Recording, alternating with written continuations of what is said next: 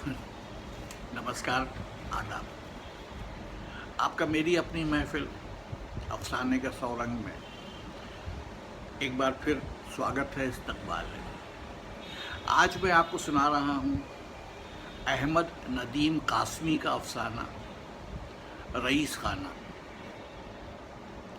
आइए सुनते हैं रईस खाना। खाकस्तरी रंग के पत्थरों की उस इमारत को बड़े लोग मुसाफिर खाना और छोटे लोग रईस खाना कहते थे। शायद इसलिए कि बड़े लोगों के लिए डाक बंगला मौजूद था और छोटे लोग सराय में ठहरते थे, जहां सुबह और शाम को वो भटियारे के पास तनूर के इर्द गिर्द बैठकर मोटी मोटी रोटियों पर दाल की ढेरियां लगाकर खाते।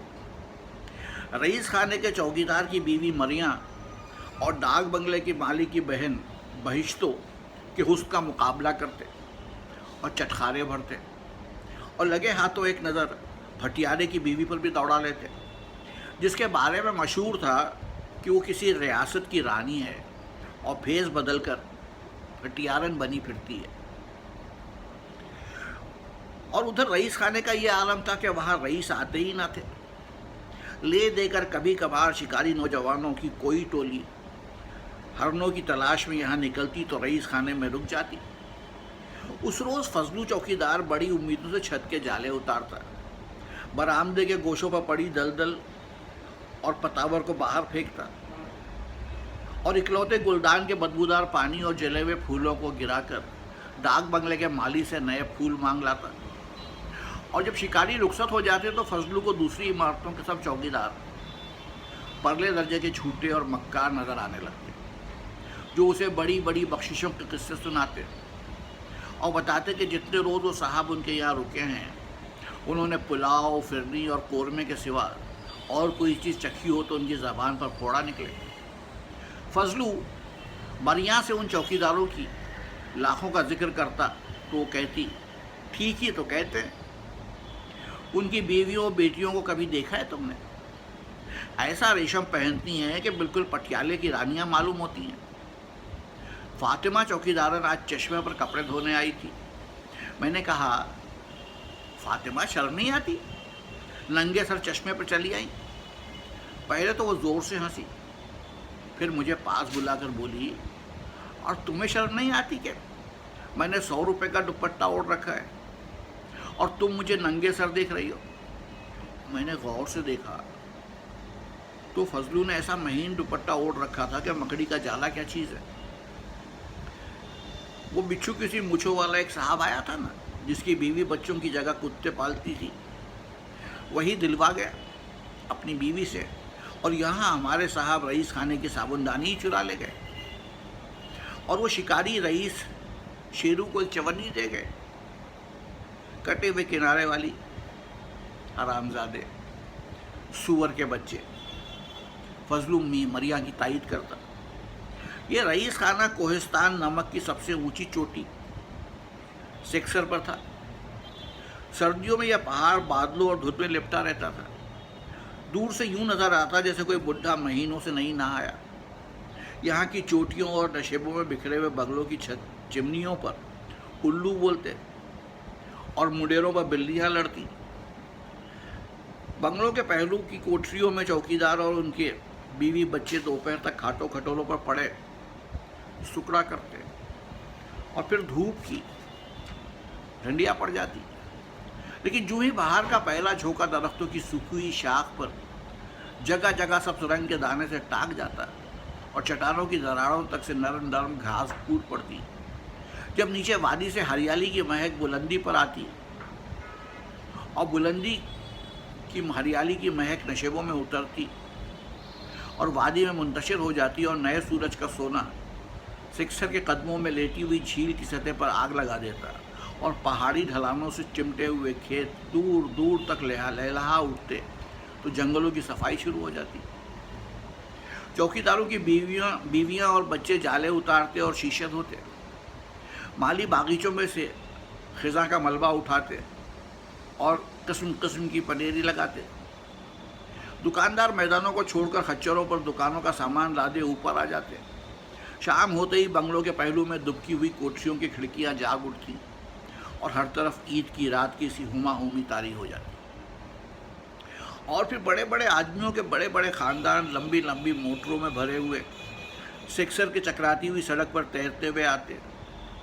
चौकीदारों और मालियों के बच्चे मोटरों के शीशों में से अमीर लोगों के गोरे गोरे बच्चों को देखते तो उनके पीछे भागते, और जब मोटर किसी बंगले में चली जाती तो वो गेट से लगकर मुंह खोले खड़े हो जाते। और जब अमीर बच्चे कारों से उतरते और इत्तेफाक से उनकी नज़र गेट की तरफ उठ जाती तो चंद जरी किस्म के गरीब बच्चे फौरन सलाम करते। उधर से सलाम का जवाब मिल जाता तो वो शर्मीले और बुज़दिल बच्चों की तरफ फ़ख्र से देखते और कहते, देखा, हमें सलाम का जवाब मिला है, और अब हमें बल्ले और गेंदे और पुराने बूट मिलेंगे इनाम में, और तुम बैठे देखा करना। सुअरों, बड़े आदमियों को झुककर सलाम करना चाहिए, बड़ा सवाब मिलता है। अफसरों के बाद डाक बंगले में किस्म किस्म के साहब आते, चंद रोज के लिए रुकते और फिर चौकीदार और माली को बख्शिशें बांटते, मैदानों में उतर जाते। चंद लोग आली जनाब साहब डिप्टी कमिश्नर बहादुर को सलाम करने का फ़ख्र हासिल करने आते। चंद अपनी जागीरों के मुकदमात के सिलसिले में चंद घी के कनस्तर, अंडों की टोकरियाँ और बटेरों के पिंजरे डाली के तौर पर पेश करने के ज़मन में उनमें से बहुत ही कम तादाद ऐसे साहिबों की होती जो महज सेक्सर को देखने आते। कभी कभी जोगियों की टोलियाँ जड़ी बूटियों की तलाश में सेक्सर की घाटियों में रेंगती हुई ऊपर आती तो रात सराय में ठहर कर सुबह को पहाड़ की दूसरी तरफ उतर जाती। या नौजवान शिकारी हिरनों की तलाश में भटकते हुए सेक्सर के करीब पहुँचते तो दूर से चमकते हुए बंगलों और चिमनियों से निकलती हुई नीले धुएं की धारियाँ देखकर ऊपर आ जाते। यहाँ वो रात रईस खाने में गुजारते और चौकीदार की आंख बचाकर मुंह अंधेरे ही नीचे उतर जाते। सुअर के बच्चे। फजलू उन साहिबों के बारे में अपने तासुरात बयान करता, हरामजादे मरियाँ उनके बारे में राय जाहिर करती। ऐसे ही शिकारियों में से किसी ने चुपके से खिसकते वक्त रईस खाने की साबुनदानी को भी अपने थैले में रख लेना मुनासिब समझा। इसीलिए फजलू बेतहाशा हुक्का पीता। मरियाँ उसके पास बैठी अबाबेली पर सूत चढ़ाती या शेरू के सर से जुएं चुनती और हर जू पर उसे हरामजादा कहती। सेक्सर के मशरक में फैली हुई वादी को सोन कहते हैं। यहाँ के देहात में ये कहावत मशहूर थी कि सावन हर साल सेक्सर की चोटी पर जन्म लेता है और फिर वहाँ से उतरकर सोन के सब्जाजारों पर बरसता है। सोन वालों की नज़रें बारिश के इंतज़ार में बजाय आसमान के सेक्सर की तरफ उठती। छुट्टी पर आए हुए फौजी जवान दूरबीनें लगाते, चमकते हुए सफ़ेद बंगले करीब आ जाते। घने दरख्तों के झुरमुटों में कभी कभी कोई कार रेंगती दिखाई देती, लेकिन उन्हें चोटी के आसपास कोहरे की उस धज्जी की तलाश होती जो उमूमन रात की रात फैलकर बादल बन जाती थी। फिर सेक्सर की बुलंदियों को धोकर पहाड़ी ढलानों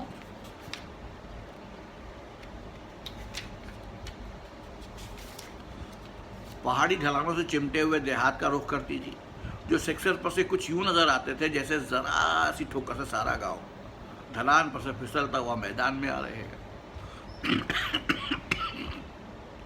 लेकिन अब के सावन ने सेक्सर की चोटी के बजाय सोन के एक गांव पर जन्म लिया। सेक्सर वाले नीचे वादी और पहाड़ियों के उफक तक फैलते हुए तवील सिलसिलों पर पानी बरसता देखते रहे और सेक्सर के हिस्से में सिर्फ नामालूद हवाएं आईं। जुनूब और मगरिब में खुशाब और मियाँवाली के चटियल मैदानों से लू के तूफान उठते। उधर शुमाल और मशरिक में पत्थर और सोन की धुली हुई घाटियों में से खुनकी लपकती और सेक्सर के जंगलों के पर्दों को एक पुरस्कार हवा छेड़ती जो कभी गर्म होती कभी ठंडी और कभी महज मरतूब। और बड़े लोग बुलंदियों पर दूरबीनें लगाए नीचे वादी पर बदलियों की दौड़ें देखते। वादी के हाशिए की पहाड़ियों का पानी चांदी की चादरें बनाकर झील की तरफ बढ़ता। टेनिस के मैदान में बड़े लोग खेल बंद करके सिगरेट फूंकते और दवाइयाँ लेते।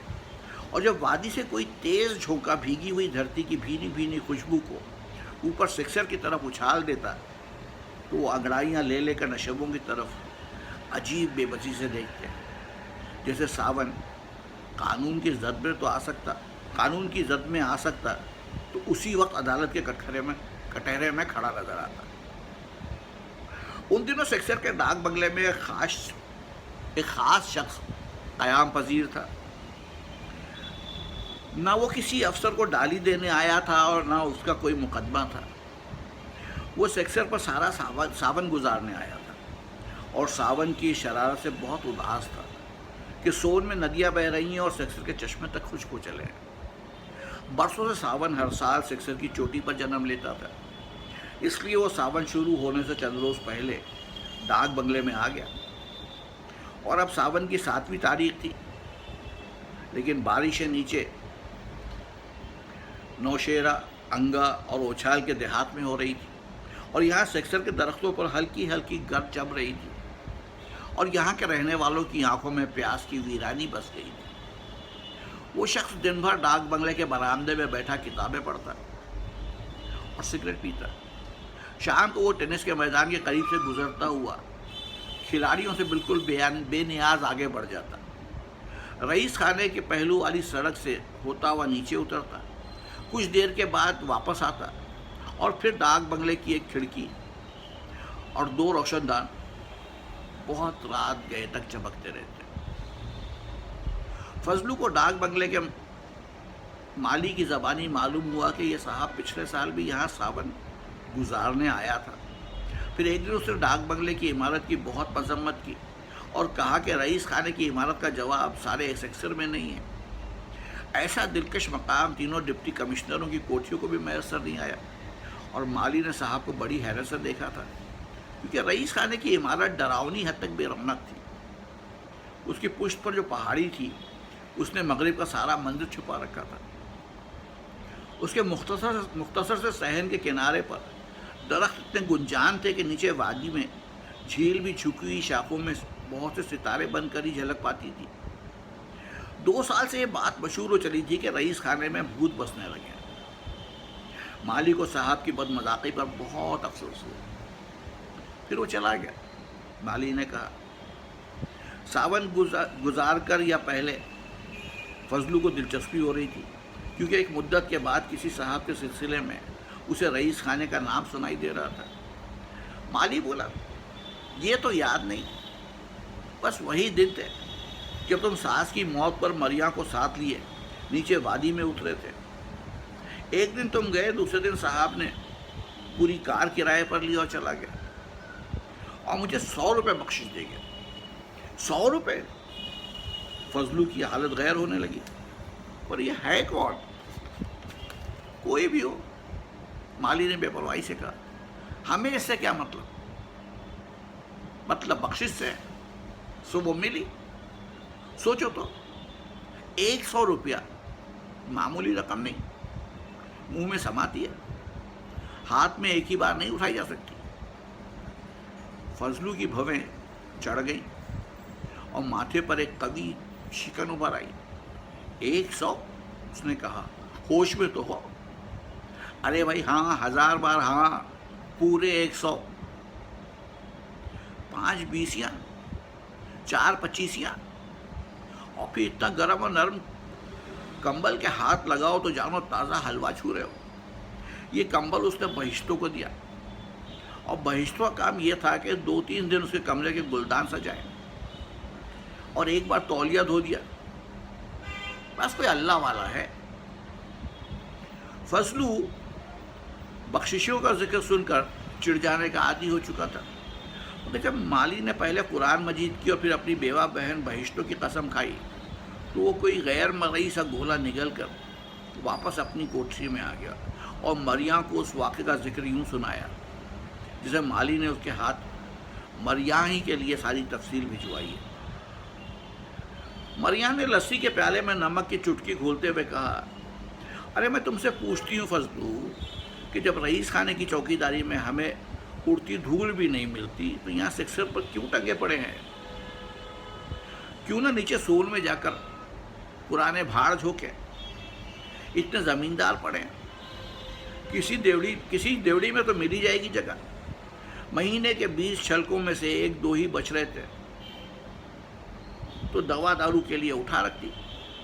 पर यहाँ तो शेरी की एड़ी में कंकर उतर जाए तो अस्पताल के सामने घंटों टिंचर के लिए बैठना पड़ता है। और जब जाकर वो हरामजादा कंपाउंडर ज़रा सी टिंचर लाता है, हरामजादे ने मुझे मोहताज पाकर ही तो आंख मार दी थी पिछले साल। फजलू पहले ही भरा बैठा था। मरिया ने कंपाउंडर की याद दिलाई तो आपे से बाहर हो गया। लपक कर कोने में से कुल्हाड़ा उठाया और बोला, पिछले साल भी तुमने मुझे शेरू का वास्ता देकर रोक दिया था, मगर आज मैं नहीं मानूंगा। ऐसे सुअर के बच्चों को जवाब ना दिया जाए तो आज आंख मारिए, कल हाथ डाल देंगे। जाने दे मुझे।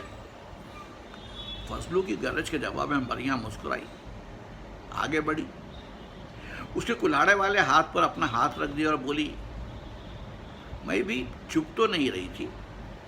मैंने कहा था कि बाबू ज़रा अपनी माँ को भी आंख मार ली होती, ज़रा अपनी बहन को भी टटोल लिया होता। हरामजादे मुझे आंख मारता है। मुझे? मैं तो तुझ जैसे बीसू को खरीद कर कीमा कर डालूं। मैं बकती झकती रही और मेरे सामने हाथ जोड़े खड़ा रहा और कहता रहा, आहिस्ता बहन, ज़रा आहिस्ता गाली दो। डॉक्टर सुन लेगा तो डॉक्टर सुन लेगा। मुझे तो हंसी आ गई।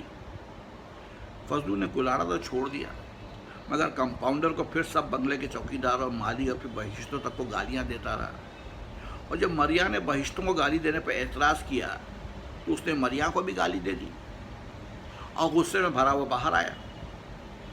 और बाहर रईस खाने के शहर में डाक बंगले वाला साहब खड़ा सिगरेट पी रहा था। सलाम। फजलू का हाथ एकदम माथे की तरफ उठ गया।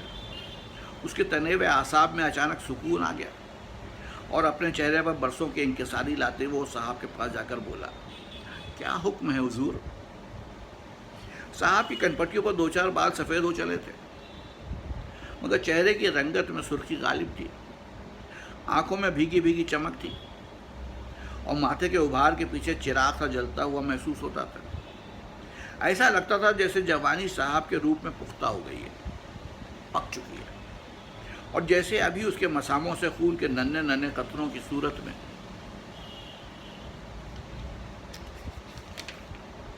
रिसने लगेगी। उसने सिगरेट को उंगली पर चढ़ाकर फजलू की कोठरी की तरफ इस तेजी से उछाला कि खिड़की में से झांकती हुई मरिया उसे तेजी से अपनी तरफ आता देखकर एक तरफ हट गई। और साहब ने निहायत नरमी से पूछा, तुम्हारा ही नाम फजलुद्दीन है? जी। वो साहब की गूंजती आवाज़ से मुतासर और मरूब होकर बोला, मुझे ही फजलू चौकीदार कहते हैं हुजूर। फजलुद्दीन या फजलू चौकीदार? साहब मुस्कुराया, जी बस फजलू चौकीदार। वो आजिज़ी से बोला, कुंवारे हो अभी? साहब ने पूछा। कुंवारा? फजलू बड़े अदब से हंसा, मैं कुंवारा कैसे हो सकता हूँ हुजूर? मेरा तो एक बेटा भी है 4 बरस का, और बीवी? जी हाँ, बीवी भी है, और माँ बाप बहन भाई वो सब लग चुके हुजूर। अफसोस है। फजलू ने खामोश रहना मुनासिब समझा। साहब कुछ देर तक रईस खाने की इमारत का जायज़ा लेता रहा, फिर पहलू में लटकते हुए बैग में से दूरबीन निकाली और दूर सोन की वादी की तरफ देखने लगा। दूरबीन के जाविये को बदलते हुए जब सहन के हाशिए के दरख्तों से उधर फजलू की कोठरी की तरफ मुड़ा तो अचानक तेवड़ा सा रह गया। फिर दूरबीन को थैले में डालते हुए हंसकर बोला, लाहौल वाला कुवत, ऐसा लगा जैसे तुम्हारा क्वार्टर मेरे ऊपर चढ़ दौड़ा है। और क्वार्टर की खिड़की में मरिया और शेरू फ्रेम में सजी हुई तस्वीर की तरह खड़े थे और साहब के फेंके हुए सिगरेट का धुआं नीली लहराती धारी बनकर उनके चेहरों पर से गुजर रहा था। फजलू जी, अगर हम डाक बंगले से यहाँ तुम्हारे रईस खाने में उठाए तो कैसा रहे? फजलू की बाहर की सांस बाहर और अंदर की अंदर रह गई। उसे साहब भी अपने समेत सर के बल खड़ा नजर आया। रईस खाना भी फिरकी की तरह घूम गया। बड़ी मुश्किल से उसके हवास ठिकाने पर आए और वो बोला, मेरे ऐसे नसीब कहाँ। वाह, साहब बोला, ये भी कोई बात है? और मुझे तो ये इमारत डाक बंगले से कहीं ज़्यादा पसंद है। मैं आज ही यहाँ से उठाता हूँ। अंदर कुछ सामान है? जी सामान? वो साबुनदानी की चोरी का राज साहब को बताकर उसे रईस खाने से बर्जन नहीं करना चाहता था। हाँ, कोई पलंग? जी हाँ, 2। और मेज़? जी हाँ, जी है, और 2 कुर्सियाँ भी।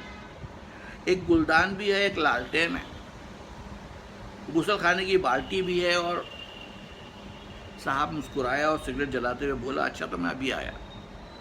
कुछ देर तक फजलू वहीं खड़ा रहा, जैसे उसके पांव ज़मीन में धंसकर रह गए।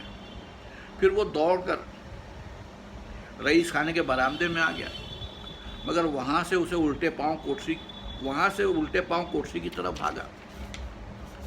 खिड़की में से आधा अंदर की तरफ लटक गया और पुकारा, मरिया। फिर वो खिड़की से हटकर अंदर लपका। मरिया दरवाज़ा रोक के खड़ी थी। वो बहुत संजीदा थी, उसके होंठ सख्ती से जड़े हुए थे। तुम अंदर नहीं जा सकते, वो बड़े तहक्कुमाना अंदाज में बोली। अंदर नहीं जा सकता? फजलू ने हाँफते हुए और हैरान होते हुए पूछा। क्यों? वो उसी लहजे में बोली, पहले मैं तुम्हारी गाली का जवाब दूंगी। गाली का जवाब दोगी? फजलू साहब की आमद का मज़दा सुनाने के लिए अंदर ही अंदर उबल रहा था।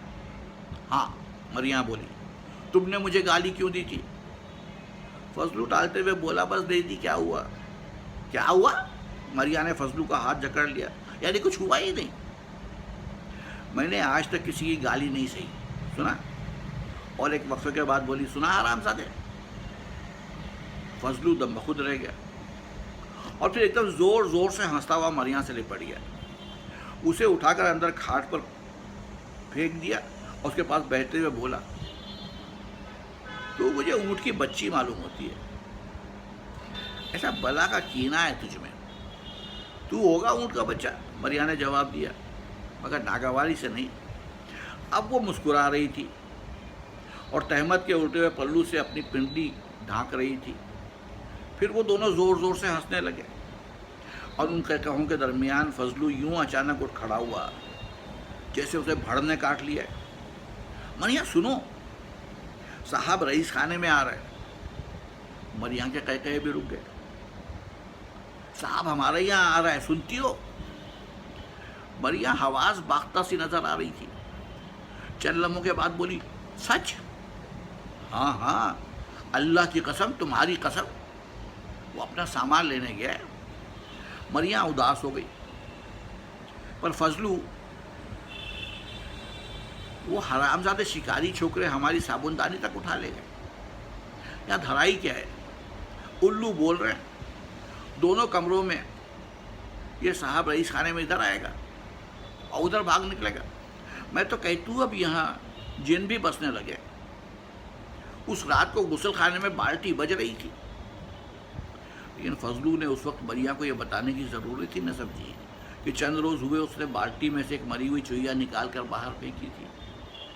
उसने मरिया को समझाया कि साहब को बस एक पलंग चाहिए और बस। फिर वो रईस खाने का सारा सामान ढोकर बरामदे में ले गए। कमरे झाड़े, पलंग रखे, कपड़े टांगने वाले कीलों पर से मकड़ी के जाले उतारे और गुलदान धोया।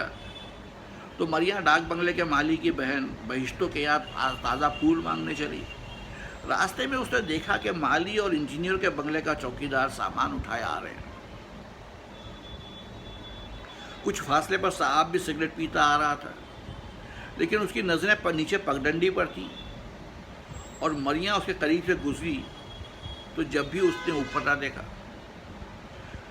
फिर जब मरिया फूल लेकर आई तो बरामदे में कुर्सी पर बैठा किताब पढ़ रहा था और फजलू सहन में छिड़काव कर रहा था।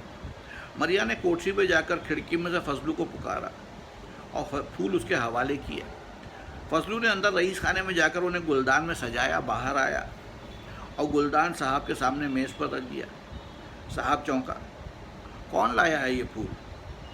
फजलू बोला, जी बीवी लाई है। डाक बंगले के मालूम होते हैं। जी हैं तो डाक बंगले के, वहीं से मांग आई है। फिर वही मनूस डाक बंगले के फूल। साहब ने किताब का वर्क उलटते हुए कहा। आज तो खैर मरिया फूल ले आई है, लेकिन कल से फूल नहीं पत्ते सजा दिया करो, यही रईस खाने के दरख्तों के पत्ते, समझे? फजलू हैरान हो रहा था कि आखिर साहब को उसकी बीवी का नाम कैसे मालूम हुआ। कुछ कहना चाहता था कि साहब बोला, तुम्हारी बीवी का नाम मुझे माली की बहन ने बताया था। अभी भी मरिया ही है ना? जी मरिया ही है, फजलू ने इत्मीनान से जवाब दिया। मरियम होगा, तुम लोगों ने मरिया बना लिया। मरिया ही था साहब। साहब कुछ देर खामोश रहा, फिर किताब ठप से बंद करके बोला,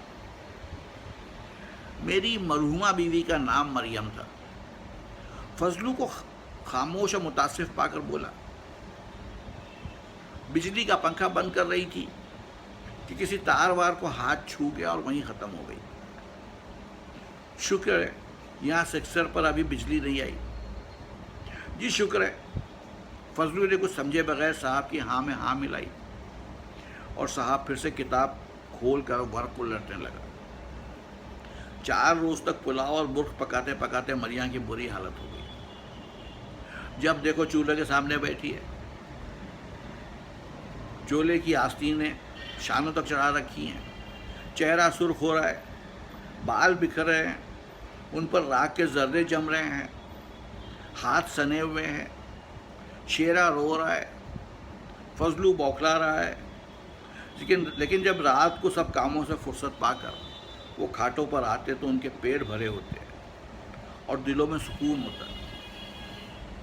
शेरे को 2 दिन बदहज़मी की शिकायत रही, लेकिन अब वो मुरक्कन ग़िज़ा का आदी हो गया था। साहब ने उसे एक नरम और गर्म मफलर भी दिया, जिसे वो रात को भी गले में लपेटे रखता, और जब वो गहरी नींद सो जाता तो फजलू धीरे धीरे उसका मफलर खींचते हुए कहता, हमें भी तो छू लेने दे सुअर के बच्चे। दोनों खूब हंसते। साहब की ज़रा ज़रा सी हरकतों को बड़े एहतराम से याद करते और मरिया बारिश की दुआएं मांगती, क्योंकि साहब बारिश के लिए बहुत उदास था।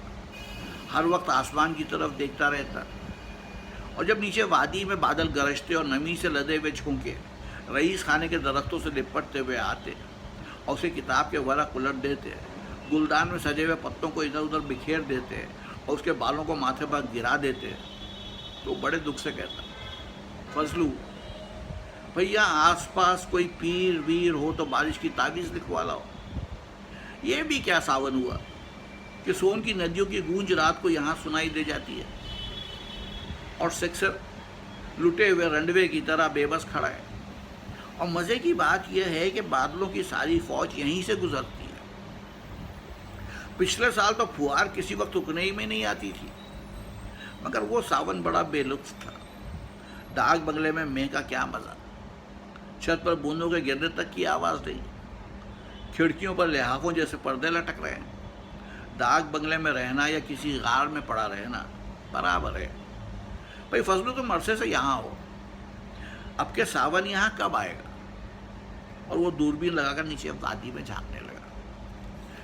वो फजलू से इतना घुल मिल गया था कि उसे अपने घर की सारी बात बता दी। उसकी मरहूमा बीवी का नाम मरियम, उसका नाम यूसुफ था। मरियम मर चुकी थी। शादी को भी 1 महीना हुआ था कि मरियम को बिजली खा गई और वो घबराकर खामखा लंबे लंबे सफ़र करने लगा। मरियम सावन में मरी थी। उस वक्त उसकी कोठी की छत पर बूंदें गा रही थी और रोशनदानों के शीशों में से बिजली के फव्वारे अंदर अंदर लपक कर मरियम की नींद से भरी हुई आंखों को चुंधिया जाते थे। देर से बिजली का पंखा चल रहा था, मगर सावन की झड़ी ने खुनकी पैदा कर दी थी। इसलिए यूसुफ ने मरियम से पंखा बंद करने को कहा और यूं अपनी नई नई बसती हुई दुनिया उजाड़ बैठा। वो रात भर मरियम की लाश से चिमटा रहा और जब दूसरे रोज़ रिश्तेदार मैयत को कब्रिस्तान ले जाने लगे तो वो नैनीताल चला गया। वहाँ से रंगून पहुँचा, रंगून से मद्रास और बम्बई का चक्कर लगाता कराची और कोयटा आया और चंद रोज़ वहाँ के जले हुए पहाड़ों में घूमकर वहाँ से अपने वतन हुस्न और मोहब्बत की सरजमीन पंजाब में वारिद हुआ और मरी जाने के बजाय सेक्टर आ निकला। और सक्सेस के डाक बंगले के बागीचे में खड़े होकर उसने पहले रोज़ मनाजिर से लुत्फानंदोज़ होने के लिए दूरबीन लगाई तो कुछ ऐसा मुतासिर हुआ कि अब के भी यही आ निकला। सेक्टर पंजाब का दिल है, यूसुफ ने कहा। फजलू ने 4 दिनों में पहली बार यूसुफ से इख्तलाफ किया। नहीं साहब, ये आप क्या कह रहे हैं? पंजाब का दिल तो लाहौर है, इसे पंजाब का दिल ना कहिए। यहाँ पत्थरों और झाड़ झंकार के सिवा धराई क्या है? एक वो झील है जो फांसो भादों की दोपहरों में ऐसी गंदी बास उड़ाती है कि मालूम होता है कि दिनों का मरा हुआ गधा पड़ा सड़ रहा है। और यहाँ के लोग तो तौबा कीजिए हुजूर, किसी से ज़रा सी अनबन हुई तो ये नहीं कि घूसे तमाचे से गुस्सा निकाल लिया, बात बात पर बरछे पसलियों को काटते हुए निकल रहे हैं और कुल्हाड़ियाँ गर्दन की नसें काटती हुई जा रही हैं। तौबा कीजिए साहब। लेकिन साहब को इसरार था कि पंजाब का कोई और हिस्सा पंजाब का दिल कहलाने का हकदार नहीं। दूसरे रोज यही बहस छेड़ते हुए उसने फजलू से कहा, सेक्टर की खुशगवार हवा और वादी के मंजरों को तो रख दो एक तरफ, मुझे ये बताओ फजलू कि यहाँ की औरतों की खूबसूरती का पंजाब भर में कहीं जवाब मिल सकेगा? घूमाओ पिंडी, मुल्तान और मियांवाली से दिल्ली तक, मजाल है जो तुम्हें ऐसी काफिर आंखें, ऐसी घनी और लंबी पलकें, ऐसे कद और ऐसे जिस्म, ऐसा रंग और ऐसी चाल मिल जाए। मेरे ख्याल में यूनान के बादशाह सिकंदर ने जब पंजाब पर हमला किया तो इस वादी में उसकी फौज का कोई दस्ता हमेशा के लिए रुक गया, वरना यहाँ 100 में से 95 चेहरों का कट यूनानी देवी देवताओं सा क्यों है? मैं तो जिसे भी देखता हूँ ऐसा लगता है जैसे होमर पढ़ रहा हूँ। औरतें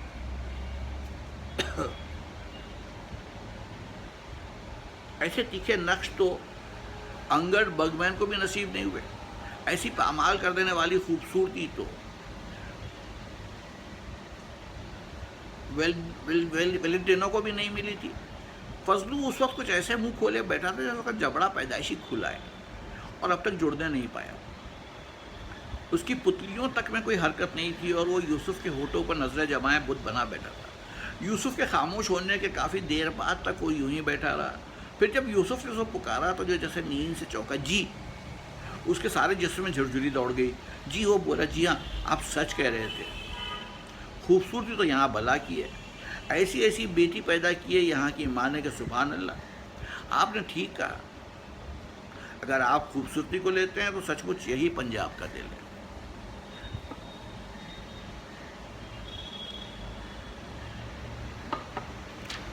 यूसुफ ने सिगरेट जलाया। बिजली अचानक नहायत जोर से चमके और बादल इस शिद्दत से कड़का के पहाड़ियां देर तक तांबे की थालियों की तरह बजती रही। यूसुफ भागकर बाहर सहन में आ गया और फिर फौरन अंदर लपका। एकदम बादल जैसे फूट पड़ा। सहन में थोड़ी सी धूल उड़ी और बैठ गई। परनालों के दहाने से पत्ते और तिनके बौखला कर बाहर आ गिरे और आन की आन में सेक्टर पर जवानी आ गई। यूसुफ अभी अपने होठों पर मुस्कुराहट समेटने नहीं पाया था कि फजलू की कोठरी की खिड़की में से मरियां चिल रही। ए फजलू, ए लपक क्या, सब कुछ भीग गया। बाहर चूल्हे के पास। फजलू तहमत को घुटनों तक उठा के बाहर भागने को था कि यूसुफ ने कहा, ये मरियां थी शायद। जी, मरियां ही थी, उसने जवाब दिया। आज पहली बार उसकी आवाज़ सुनी है, शायद पर्दा करती है।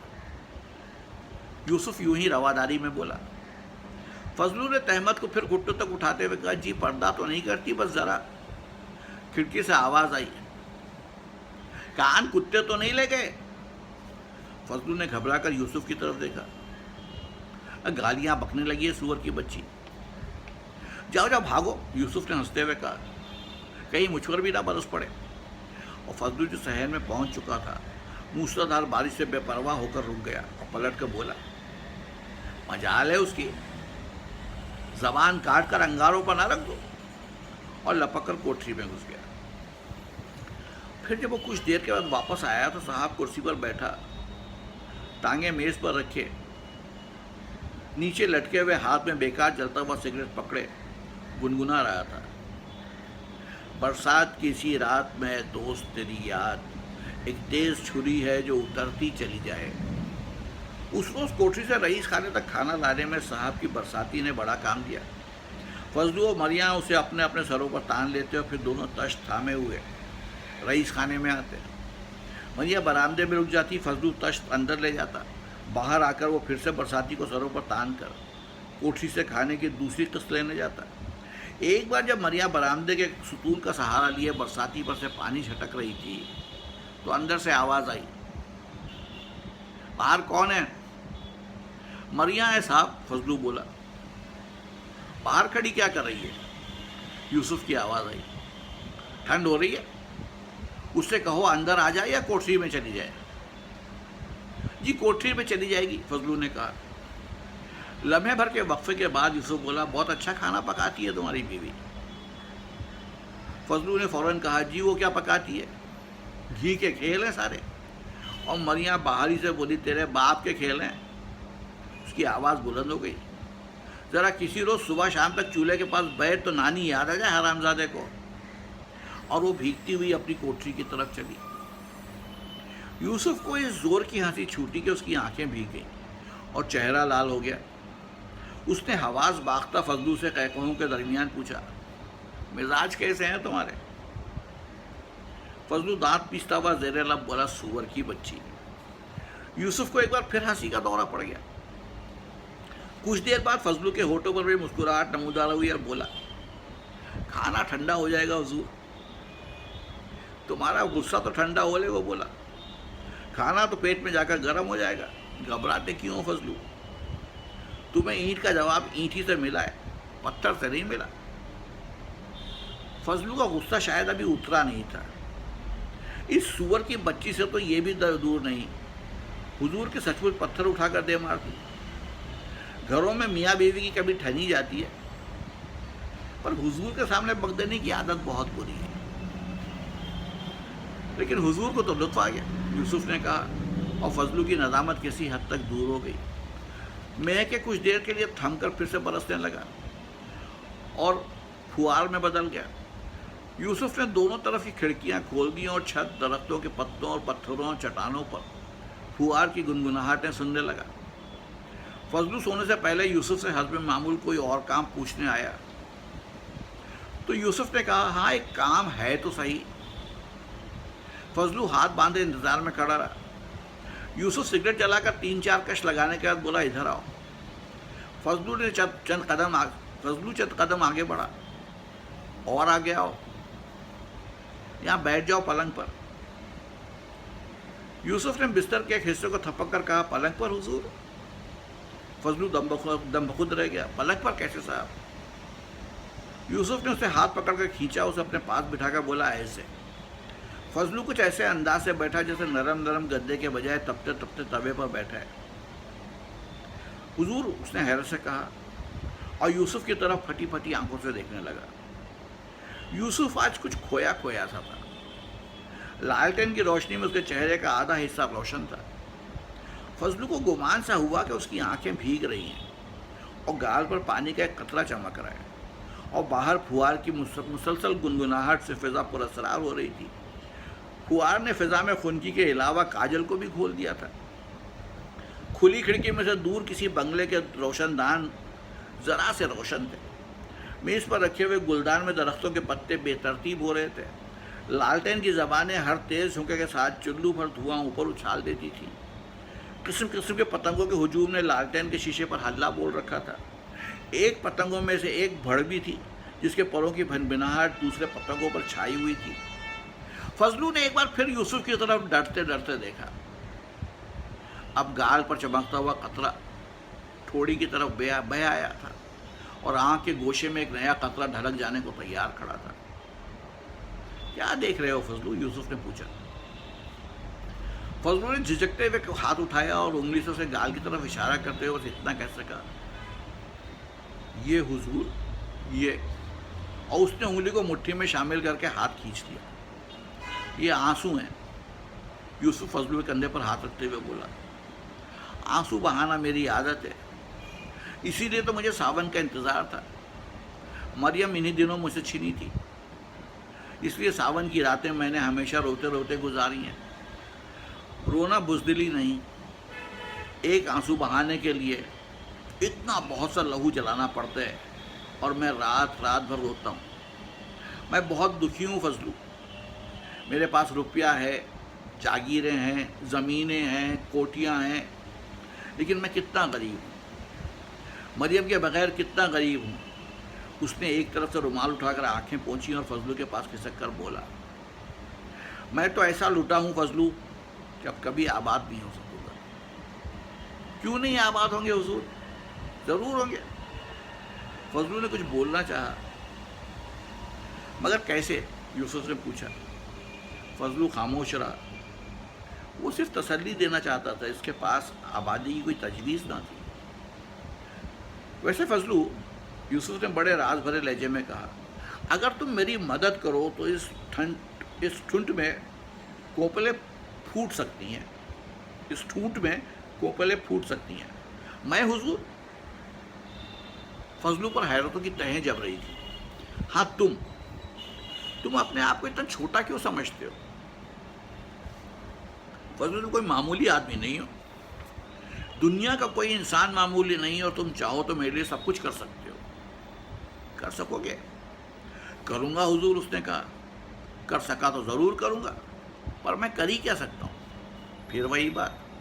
देखो फजलू, बात यह है कि मैं यहाँ रईस खाने में अकेला पड़ा रहा। तो सच कहता हूँ, अकेले रहना कोई नेमत नहीं, मजबूरी है। और तो हुजूर? फजलू के जहन में तजवीज़ आई, मैं सो जाया करूँ आपके कमरे में? अरे नहीं भाई, यूसुफ ज़रा सा मुस्कुराया। तुम मुझे आबाद करने के लिए अपनी मरिया को बर्बाद करोगे? ऐसी बात नहीं। बस तुम मुझे ये बताओ, खैर रहने तो तुम बुरा मान जाओगे। बुरा क्यों मानने लगा साहब? आप हुक्म तो दीजिए। बात यह है कि तुम मेरी मदद कर सकते हो, लेकिन उसके लिए तुम्हें बहुत दिलेर बनना पड़ेगा।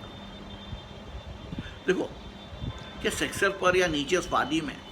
वो खामोश हो गया, उठा और एक खिड़की को बंद करके लालटेन को ज़रा धीमा करके फिर फजलू के पास आ बैठा। फजलू हमातन गोश बना बैठा था और फिर यूसुफ तेजी से बोलने लगा, देखो फजलू दोस्त, क्या इस सेक्सर पहाड़ पर कोई भी एक ऐसी औरत नहीं होगी जो मेरी रातें आबाद कर सके? कोई ऐसी लड़की नहीं होगी जो मुझसे 100 रुपये लेकर रात भर मेरी ज़िंदगी की जली शाख पर फूल बनकर महके और सुबह को चली जाए? क्या खुदा के एक दुखी बंदे की दुनिया को चंद घड़ियों के लिए आबाद करके तुम्हारा दिल खुश नहीं होगा? फजलू, तुम घबरा क्यों रहे हो? तुम तो हाँफ और काँप रहे हो। मैं तुम्हें हर रात के 10 रुपये दूंगा। मैं मुफ्तखोर नहीं हूँ। मुझ पर जवानी का भूत सवार होता तो मैं लाहौर वापस जाकर हीरा मंडी में डेरा डाल देता, लेकिन मुझे कागजी फूल नहीं चाहिए, इसलिए तो मैं रंगून से कोयटा तक भटकता फिरा। मुझे सचमुच एक औरत चाहिए, सचमुच की एक औरत। यूसुफ एक लम्हे के लिए रुका। फजलू यूं हाँप रहा था जैसे कोई बहुत ऊंचा पहाड़ तय करके आ रहा है। यूसुफ की खामोशी के दौरान में उसकी सांसें और तेज हो गई, उसके पपोटे ऊपर उठ गए और वो एकदम खड़ा हो गया। वो बोला, नहीं साहब, मैं गरीब हूँ, कमीना नहीं हूँ, मुझसे ऐसा नहीं होगा, मैंने ऐसा काम कभी नहीं किया। फजलू, यूसुफ ने उसका हाथ पकड़ लिया। उसकी आवाज़ बच्चों की तरह भर्रा गई और आंखों से आंसू की कतारें बहने निकली। नहीं फजलू, तुम मेरे लिए ज़रूर ऐसा करोगे। मेरा दिल इतनी मुद्दत से वीरान पड़ा है, तुम चाहो तो इसे आबाद कर सकते हो, और ये बड़ा नेकी का काम है।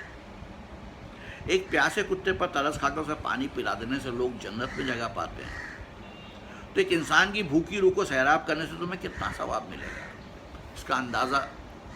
फजलू अपना हाथ छुड़ाकर परे हट गया और कहीं रुके बगैर दरवाजे में से निकलते हुए बोला, नहीं साहब, मैं किसान का बेटा हूँ, कंजर नहीं हूँ। फजलू नहायत गुस्से में बरामदे और सहन तय करके अपनी कोठरी के दरवाजे तक आया तो अंदर मिट्टी के चिराग की पीली पीली जिन्नाती रोशनी देखते ही उसे अपनी और मरिया की झड़प याद आ गई। खाना खाने के दौरान भी वो उससे नहीं बोली थी। फिर जब वो साहब से रात के लिए रुखसत होने जा रहा था तो उसने दम से खाट पर गिरकर चादर तान ली थी, और फिर अब तक उसने चिराग नहीं बुझाया था। फजलू दरवाजे पर यूं ठिठक गया जैसे साहब ने उसे नंगा कर दिया है। वो सोच नहीं सकता था कि कोई शख्स कभी उससे औरतों की दलाली की खिदमत भी लेगा। ख़ास तौर से ये साहब, वो अंदर आ गया, पगड़ी उतारे और चिराग बुझाए बगैर खाट पर सीधा लेट गया और भुजंग छत पे से कहीं दूर देखने लगा। फुहार रुक गई। एक मेंढक कहीं करीब के गड्ढे में टर्रा रहा था। चिराग की लौ का धुआं बरमे की तरह छत में सीधा घुसा जा रहा था। शेरू नींद में बड़बड़ाया, इतना थोड़ा सा पुलाव दिया है माँ, और भी दो ना, उसी बोटी दो ना। फजल ने सर उठाकर शेरू की तरफ देखा। वो पुराने खीस में कुछ ऐसे सिमटा हुआ था जैसे उससे ज़्यादा सिमटेगा तो पसलियाँ तोड़ बैठेगा। मरियाँ भी गठरी बनी पड़ी थी। खुद उसका बिस्तर भी यख हो रहा था। अचानक उसे सर्दी महसूस होने लगी। उसने चादर ओढ़ ली और आंखें बंद कर ली। कहीं से सर्दी की एक धार अंदर आ रही थी। दरवाजे की झर्रियों में तो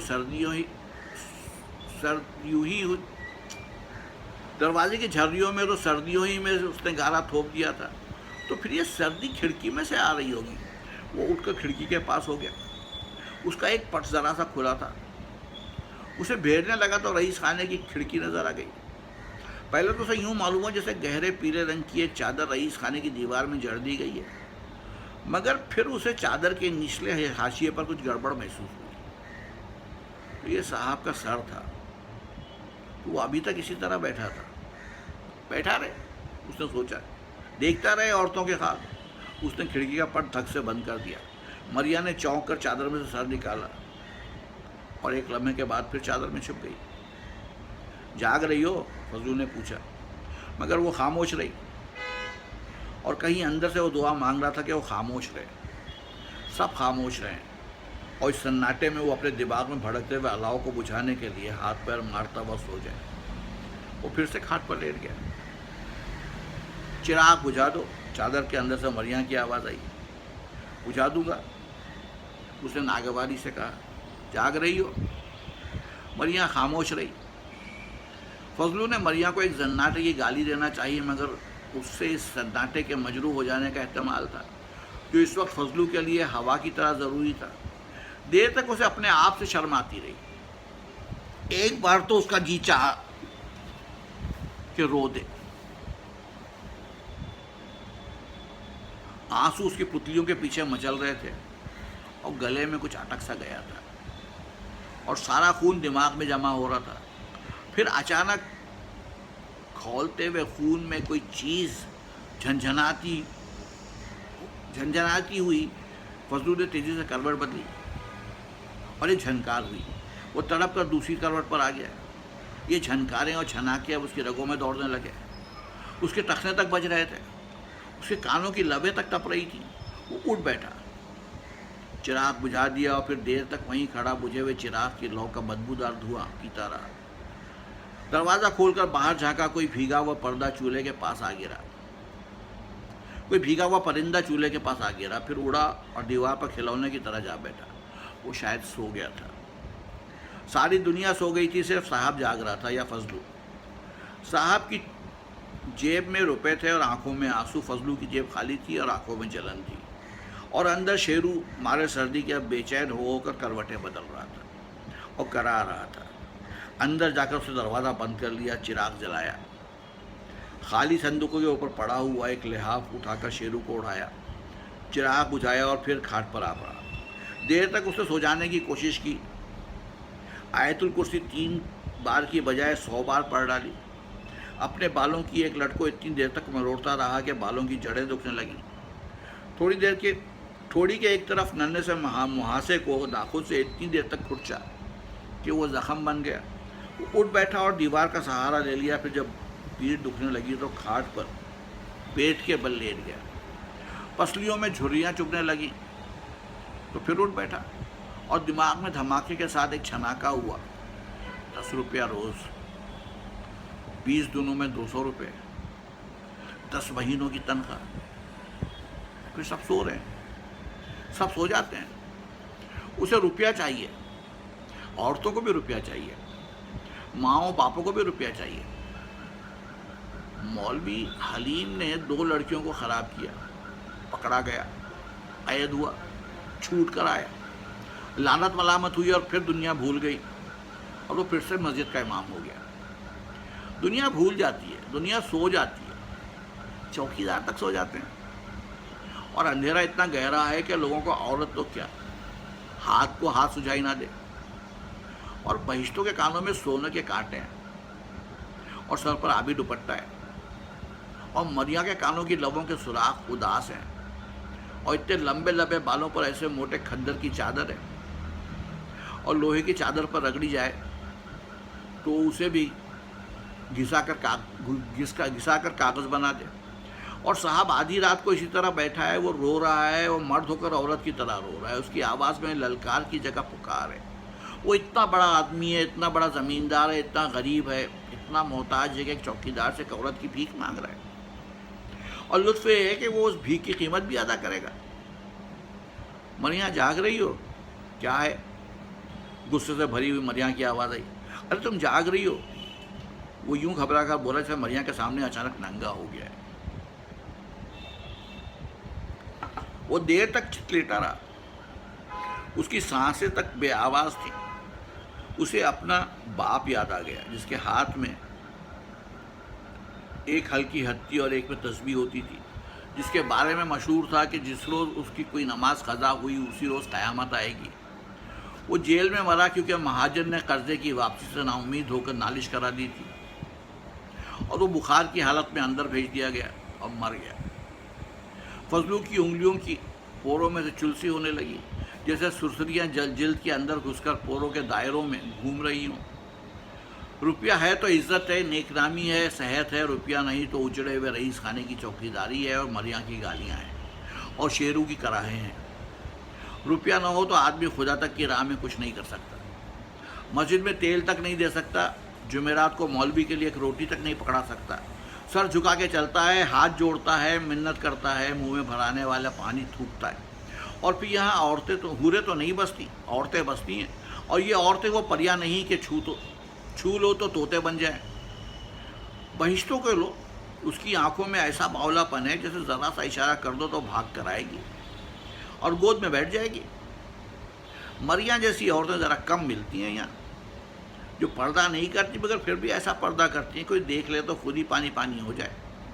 और वो सराय के भटियारे की रानी, खूबसूरत ऐसी कि लट्ठे के थान की मूरत और नगदी ऐसी कि अठन्नी दिखाओ तो भूखी कुतिया की तरह भागी जाए। और फिर ये मुसाफिर औरतें जो सरों पर पोटलियाँ रखे सड़क पर से गुजरती हैं, ये कुंवारियाँ जिनकी मुद्दत तक शादियाँ नहीं हो सकती मारे गरीबी के, और ये ब्याही औरतें जिनके शौहर हांगकांग पुलिस में है और 5 साल के बाद ही 3 महीने के लिए गांव का चक्कर लगा पाते हैं, जबकि उनकी बीवियां गांव की बूढ़ी दाया को 4 बार इनाम दे चुकी हैं। लाहौल बला कुव्वत। तो आदमी ऐसा बुज़दिल भी ना हो कि औरत का नाम सुना और घड़ों पानी पड़ गया। वो एकदम उठा, खिड़की खोलकर बाहर देखने लगा। रईस खाने की खिड़की उसी तरह रोशन थी और साहब कमरे में इधर से उधर टहल रहा था। फजलू ने खिड़की को खुला छोड़कर दरवाज़ा खोला और तेजी से सहन को तय करके बरामदे में गया। दरवाजे पर जाते ही लोहे की लाट की तरह जम गया। ज़िंदगी के सारे आसार उसके वजूद से गायब हो गए और अगर फ़ौरन यूसुफ की आवाज़ उसे ना चौंकाती तो शायद क़यामत तक वो यूं ही जमा खड़ा रहता। रुक क्यों गए फजलू? यूसुफ बोला और फजलू के पाँव तले जैसे एक स्प्रिंग ने उसे उछाल कर अंदर फेंक दिया। बैठो, यूसुफ ने पलंग पर बैठते हुए कहा। फजलू ने दरवाजे की तरफ देखा, फिर छत पर एक नज़र यूँ दौड़ाई जैसे वहाँ भी कोई दरवाज़ा खुला है। फिर सामने दीवार पर नज़रें गाड़ दी और हाथों को मलते हुए रुक कर बोला, जी मैं करूँगा, कल से करूँगा।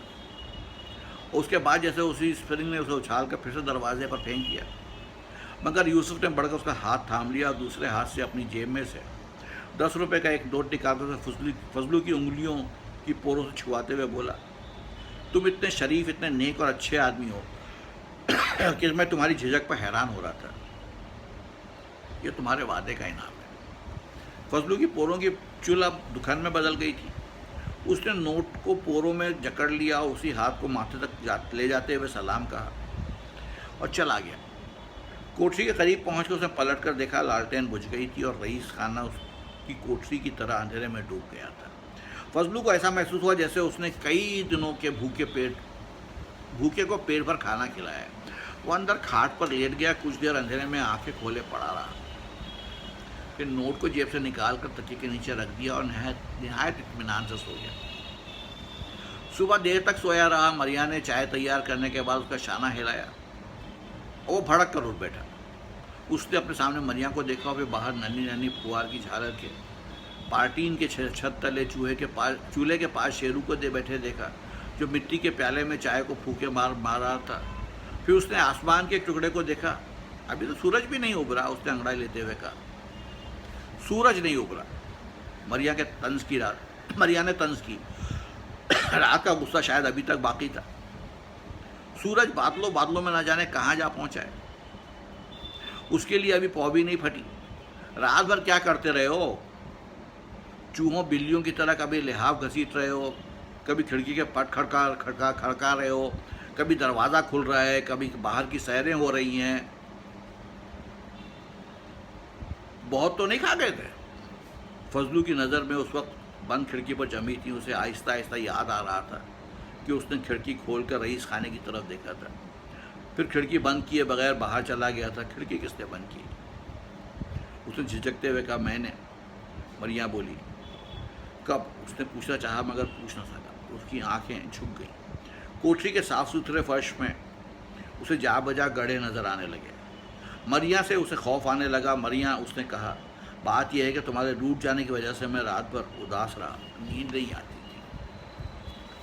हरामजादे, मरिया ने कहा, मगर अंदाज है कि फजलू ने उस गाली का जवाब देना कुछ ज़रूरी ना समझा। मैं रूठी थी तो तुम भी रूठे थे। तुम नहीं सोए तो मेरी आंख कब लगी? ज़रा इधर देखो। तो वो रात भर जागती रही है, तो फिर उसको सब कुछ मालूम है। इधर देखो, मरिया ने दोबारा कहा। उसने मरिया की तरफ देखा। उसकी आंखें सुर्ख हो रही थी और सूज रही थी और थकी हुई थी, लेकिन उनमें गुस्सा या गम नहीं था, प्यार की रोशनी थी। आना मन जाए, वो बोली। दायां हाथ इधर लाओ। फजलू इत्मीनान से मुस्कुराया, अपना दायां हाथ उसके हाथ पर रख दिया और मरिया चीख उठी, अरे ये तो 10 रुपए का नोट है। इतने बहुत से रुपए कहाँ से लाए हो तुम? तनख्वाह तो ये परसों ही मिली थी। साहब ने बख्शिशें दी थी। उसने कहा, वो हमारी खिदमत से बहुत खुश है। बख्शिशें? मरिया जैसे नशे में बोली, जीता रहे, फले फूले, खुशियाँ देखे। और फजलू आज बड़ा गज़ब हो गया। साहब के लिए मक्खन कहीं से नहीं मिला। सब कहते हैं रात अचानक सर्दी पड़ी इसलिए दही नहीं जमा, बिलोने की नौबत ही नहीं आई। बड़ी शर्म आ रही है। कोई बात नहीं, हमारा साहब कलंदर आदमी है और सुअर की बच्ची सुलह भी हो चुकी है और अभी तक प्यार की तौफीक नहीं हुई। कुछ शर्म हो तो डूब मरो चाय की केतली में। मरिया हंस दी। उसने भी फजलू की गाली का जवाब देना कुछ ज़रूरी ना समझा। वो झुकी, उसके गाल को चूमा और फिर अपना गाल आगे कर दिया।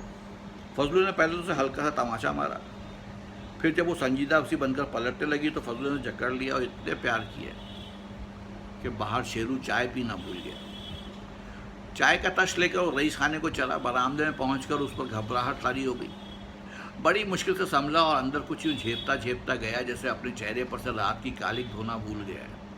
लेकिन यूसुफ ने रात की कोई बात ना की, खुशगवार मौसम का जिक्र किया। उससे कहा, जरा ये दूरबीन लेकर सिक्सर और स्लोन के नज़ारे देखो। ऐसा मालूम होता है कि दुनिया की बड़ी बड़ी लैंडस्केप पेंटिंग्स बिखेर दी गई हैं हर तरफ, यानी बड़े अच्छे नज़ारे हैं। फजलू दूरबीन लेकर बाहर शहर में आ गया। नीचे वादी में झील के किनारे के दरख्तों के अक्स देखता रहा। फिर चटा और कोटली और गाली के देहात पर से होता हुआ अंगा पहुंचा, जहां सफ़ेद सफ़ेद 2 मंजिला मकान आसमान के अबर आलूद होने के बावजूद चमक रहे थे। लंबाई में बिखरा हुआ अंगा से उतरकर वो शक्करकोट और सराल पर आया। उन देहात के जुनूब में बिखरे हुए सब्जाजारों में जा बजा घने तूतों में घिरे हुए कुओं और उनके गिर्द तुरशी हुई क्यारियों को कुछ देर तक देखता रहा। वहाँ से वो सोन के मरकज़ी कस्बे नौशहरा की तरफ घूमा। शहर से ज़्यादा अस्पताल और स्कूल की इमारतों पर रुका। फिर थाने पर आया। काली भुजंग इमारत एक पुराने कब्रिस्तान के सिरे पर, शायद पुरानी कब्रों में ही अपनी बुनियादें गाड़े खड़ी थी। फिर वो सबराई, कफरी और करोड़ी पर से होता हुआ उछाली पहुंचा। ये गांव झील के जुनूब मगरबी किनारे पर आबाद था। गांव के इर्द गिर्द कुओं के पास तोतों के छतनारे तले बहुत से खेमे तने हुए थे। उन खेमों में ऐसे मैदानी रईस बसते थे जो सेक्टर की बुलंदियों पर आना बर्दाश्त नहीं कर सकते थे, क्योंकि सेक्टर पर मुर्गी का एक अंडा 4 आने में और गुलाब का एक फूल 8 आने में मिलता था। डाक बंगले के मालिक गैर हाजिरी में तो उसकी बहन बहिश्तो ने कई लोगों से एक फूल का 1 रुपया तक वसूल किया। फजलू फौरन पलटा और दूरबीन को सेक्टर के बंगलों पर घुमा दिया। सहन से डाक बंगला नहर साफ नजर आया, मगर दूरबीन की वजह से वो अभी डाक बंगले तक नहीं पहुंचने पाया था। दरख्त नहाकर निखर गए थे। नन्ही नन्ही फुआर ने पत्तियों पर मोती टांग दिए थे और रईस खाने के दरख्तों के पत्ते तो फजलू को साहब के बटुए के बराबर नजर आ रहे थे। फिर एकदम घूमती हुई दूरबीन डाक बंगले पर जा रुकी। बगीचे में बहिश्तो फूल तोड़ रही थी। वो उसे इतनी करीब महसूस कर जी चाहा कि उसे बात कर ले। उसका लिबास इलाके की दूसरी औरतों की तरह ढीला ढाला था, मगर फुआर की वजह से वो जगह जगह से उसके जिस्म से चिमट गया था और भरी भरी आपे से बाहर जवानी के बड़े काफिर दायरे और जालिम कौसें नुमायाँ थी। उसके होंठ हिल रहे तो शायद वो कुछ गुनगुना रही थी। एक दरख्त पर बैठे हुए लाल चोचों वाले सब्ज तोते गर्दनें यूं झुकाए बैठे थे, जैसे बहिश्तों को देख रहे हैं और देख नहीं रहे और सुन जरूर रहे हैं। भाई तुम तो दूरबीन ही के हो रहे। अंदर से आवाज़ आई। वो चौंका। चाय के बर्तन वापस पहुंचा कर वो खुद जल्दी जल्दी चाय पीकर बाहर सड़क पर आ गया।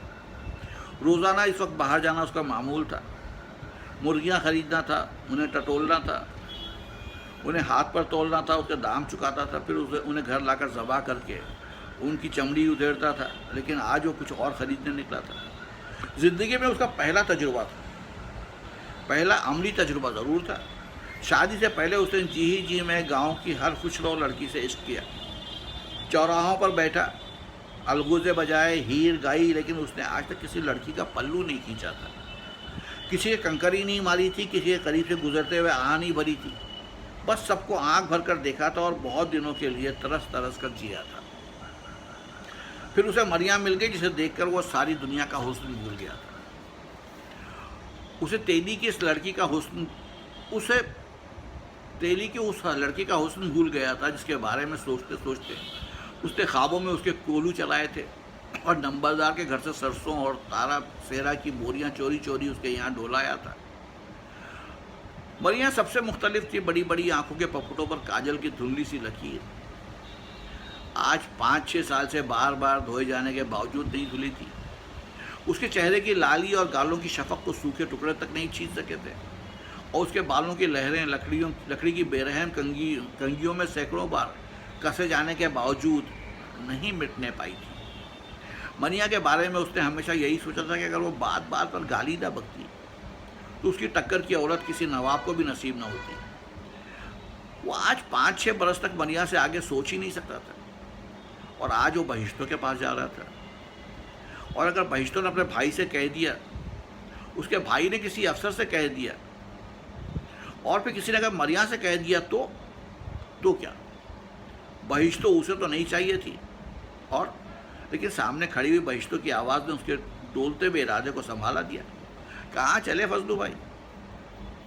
मुर्गियों की तलाश में हो गए। ये साहब सेक्टर पर मुर्गियों की नस्ल ख़त्म करके ही दम लेगा।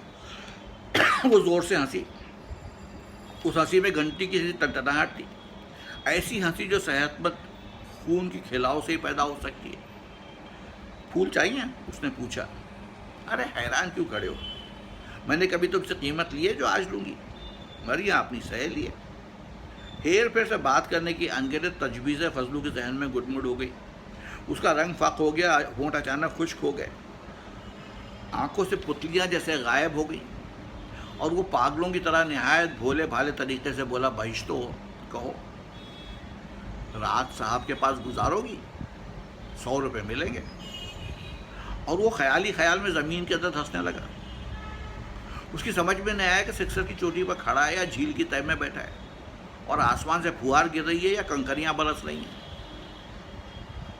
बहिश्तों ने उसके हाथ को इस तेजी से जकड़ा कि उंगलियों की टीस ने उसके सब हवास को चौकन्ना कर दिया। वो सरगोशी में बोली, किस वक्त? अरे फजलू झील की तह से उठकर डाक बंगले के बागीचे में आ गया। ईशा की नमाज के बाद वो बोला, कहाँ मिलोगे? सड़क से उधर पुराने खोखे के नीचे। 100 ही मिलेंगे ना? हाँ हाँ, पूरे 100। भैया को खबर ना हो। अरे मुझे क्या पड़ी है, आहिस्ता बोलो। तुम भी ज़रा आहिस्ता बोलो। कुछ देर रुककर वो मुस्कुराई और बोली, साहब आज 5-6 दिन से तुम्हारे वहाँ है। हाँ। मरिया ने कितने 100 कमाए? एकदम जैसे आसमान टूट पड़ा और सिक्सर बैठ गया, सुअर की बच्ची। उसने बहिश्तों को गाली दी और मुट्ठियाँ भींच कर और निचले होठ का हिस्सा दांत तले दबाकर भागा। फजलू भाई, बहिश्तों की आवाज़ आई, मगर वो भागा चला गया। रईस खाने के करीब से गुजरते हुए उसकी रफ्तार और तेज़ हो गई और फिर बहुत नीचे सड़क के बड़े मोड़ पर चिमटे हुए बादलों में उतर गया। वो काफ़ी देर के बाद वापस आया। नहायत गुंजान बूंदें गिर रही थीं। तेज़ हवा ने अच्छी खासी खुनकी पैदा कर दी थी। नीचे वादी का है एक हिस्सा धूप की वजह से सुनहरी हो रहा था, मगर सूरज का कहीं निशान न था। फजलू ठिठरा और भीगा हुआ कोठरी में आया। साहब को खाना खिलाने के बाद फिर कोठरी में आ घुसा और खाट पर लेट रहा। मरिया वक्त से पहले उसके लिए चाय बना लाई। आज तुम कुछ सुस्त से लग रहे हो, मौसम एकदम बदला है ना। चादर ओढ़ कर बाहर जाया करो। सेक्टर का सावन तो सोन के यानी सोच के बराबर होता है। लो चाय पियो, उठो। वो चुपचाप चाय पीने लगा, फिर चादर ओढ़कर साहब को चाय पिलाने गया। वापस आकर खाट पर पड़ा रहा। साहब को खाना खिलाने गया, फिर वापस आकर खाट पर गिर पड़ा। उसने साहब से कोई बात ना की और साहब ने भी उसकी संजीदगी को न तोड़ा। जैसे उसे मालूम था उसकी संजीदगी तह में कुछ है। सेक्टर की मस्जिद में ईशा की नमाज पढ़कर जब नमाजी बातें करते हुए रईस खाने की करीब सड़क पर से गुजरे तो फजलू चौंका, मगर चादर मुंह तक छुपा लिया। अंदर उसकी आंखें खुली थी और खद्दर की चादर में से उसे चिराग की रोशनी बहुत डरावनी मालूम हो रही थी। मरिया और शेरू आज इत्मीनान से सो रहे थे। मरिया ने देर तक उसका सर दबाया था, फिर उसकी खाट पर से यूं दबे पाँव उतरी थी जैसे वो सो गया है। मरिया पर उसे बहुत प्यार आने लगा था। फिर अचानक उसके जेब में आई। कोठरी से निकल कर सीधा डाक बंगले में पहुंचा। वहाँ बागीचे में खड़े होकर बहिश्तों को ऐसी ऐसी गालियाँ दे जो आज तक किसी ना सुनी हो ना सोची। वो चादर लपेटे चुपके से बाहर आ गया।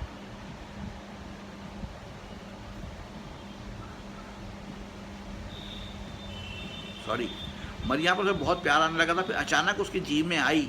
वो कोठरी से निकलकर सीधा डाक बंगले में पहुंचे और वहाँ बागीचे में खड़े होकर बहिश्तों को ऐसी ऐसी गालियाँ दे जो आज तक किसी ना सुनी हो ना सोची। वो चादर लपेटे चुपके से बाहर आ गया। रईस खाने की खिड़की रोशन थी। रोशनी से कतरा का सड़क की तरफ जाने लगा कि पुराने खोखे तने के पास कुछ हिला और आवाज़ आई, फजलू भाई। वो गड़ गया। उसके दिमाग में पटाखे छूटने लगे। गालियाँ उसके दिमाग से निकलते थे गले में एक दूसरे पर सवार होकर बैठ गई। उसकी ज़बान की नोक तप गई। बहिश्तों से करीब आ गई। मैं तो भीग गई फजलू भाई, इतनी देर से तो बैठी हूँ, नमाज तो कब की हो चुकी। फजलू वहीं जमा रहा। और फजलू, मुझे बख्श दो, मुझे क्या खबर थी कि मेरे ज़रा से मजाक पर तुम्हें इतना ताव आ जाएगा। मैं तो सिर्फ मजाक कर रही थी। और फजलू ने उसका ठंडा और भीगा हुआ हाथ पकड़ा और चुपचाप रईस खाने की तरफ चला। बरामदे में कदम रखने से पहले उसने पलट कर कोठरी की खिड़की की तरफ देखा। एक झर्री नज़र आ रही थी। वो चिराग बुझाना भूल गया था और फिर ये झरी जैसे उस पर हंस रही थी। फिर वो एक तेज़ झरी बन गई। फिर सिमट कर मरिया के गुस्से और दुख से भरी हुई आँख बन गई। और जब फजलू ने अपनी आंखें मली तो फिर से झरी बन गई। उसने बहिश्तों को हाथ से घसीट कर तेज़ी से अंदर जाना चाहा, मगर बहिश्तों अपना हाथ खींचकर आहिस्ता बोली, पूरे 100 ही मिलेंगे ना? पूरे 100। फजलू पहली बार बोला और उसे अंदर ले गया। यूसुफ घुटनों के इर्द गिर्द बाहें डाले, सर को घुटनों पर रखे बैठा था। आवाज़ सुनकर चौंका। उसके लबों पर एक मुस्कुराहट नमूदार हुई जो उसके चेहरे पर और उदासी उसकी आंखों तक फैल गई। वो तेज़ी से उठा, खिड़की बंद कर दी, फजलू को बाहर बरामदे में ले गया। उसकी पीठ थपथपा कर बोला, तुम बहुत अच्छे आदमी हो फजलू। मैं जी तो तुम्हारे एहसान का बदला शायद ही उतार सकूँ। ये लो एक 100 का नोट, ये बहिश्तों के लिए, और 10 रुपया ये तुम्हारे हैं। कल नया हिसाब चलेगा। मैं बुरा आदमी नहीं हूँ फजलू। ये दुनिया बुरी है, ये सावन बुरा है, समझे? खुदा हाफिज़। फजलू की पोरों में सुबह वाली चुल जाग उठी। उसने दोनों नोट मुट्ठी में दब छुपाए और अपनी कोठरी में आ गया। वो सारी रात जागता रहा, दिया बुझाने के बावजूद उसे नींद ना आई। मरिया की सांसों तक की आवाज़ उससे मरिया की आवाज़ तक से उसे वहशत हो रही थी। शेरू के खटोले की एक ज़रा सी आवाज़ से वो लर्ज़ उठता था। उसकी आंखें दुखने लगीं, ज़बान जड़ तक खुश्क हो गई, सांस तक मुश्किल से आने लगी और हाथ पांव ठंडे हो गए। आहिस्ता से दरवाज़ा खोलकर वो बाहर निकला। सुबह करीब थी। वो रईस खाने की तरफ लपका। अंदर लालटेन जल रही थी। यूसुफ सो रहा था। साथ वाले कमरे में गया, वहाँ टीन का दिया जल रहा था और बहिश्तो पलंग पर पाँव लटकाए बैठी थी। फजलू के अंदर जाते ही वो भड़क कर उठी और उसका हाथ पकड़ कर बोली, ये कैसा साहब है फजलू? ये तो कुछ अनोखा साहब है। मैंने तो ये रात कांटों पर गुजारी है। ऐसा लगता है इसे हाथ पर काट कर घोड़े पर डाल दी गई हो। 100 रुपये का सौदा हुआ और ये कि तुम्हारे जाने के बाद उसने बड़े प्यार से मेरे लिए बिस्तर बनाया, फिर मुझे यहाँ बैठ जाने को कहा। लालटेन वो सामने रख दिया और मुझे पागलों की तरह टुकुर टुकुर भूखी नज़रों से देखने लगा। मैंने घबरा कर रुख बदलना चाहा तो बोला, नहीं, यूँ ही बैठी रहो, मैं तुम्हें देखूंगा, मैं सिर्फ तुम्हें देखूंगा। तुम्हें नींद आ जाए सो जाना, मैं तुम्हें सोता देखूंगा। तुम रोना चाहो तो रो देना, मैं तुम्हारी भीगी भीगी आंखें देखूंगा। बस मैं तो सिर्फ देखूंगा तुम्हें। और फजलू मुझे इसी तरह देखता रहा। मैं थक कर लेट गई। जब भी वो मुझे देखता रहा, मेरी ज़रा सी आँख लग गई। फिर जब खुली वो उसी तरह मेरी तरफ देख रहा था। उसके बाद मुझे नींद नहीं आई, बस आंखें बंद किए पड़ी रही और सामने बैठा रहा और टिकटिकी बांधे देखता रहा। फिर जब पहले मुल्क की बांग सुनाई दी तो लालटेन उठाकर उधर कमरे में चला गया और मैं जब से नहीं सो पाई। जानती थी कि अभी सुबह हो जाएगी। मेरा तो जोर जोर दुख रहा है। ऐसा लगता है जैसे किसी ने मुझे घंटों तले दबाकर खूब खूब पीटा है। उसने मुझे छुआ तक नहीं। फजलू की हैरानी का कोई ठिकाना नहीं था। साहब उसकी नज़रों में अचानक उन वलियों की सूरत अख्तियार कर गया था जो लड़कों लड़कियों से मोहब्बत करके खुदा की मोहब्बत तक पहुंचते हैं।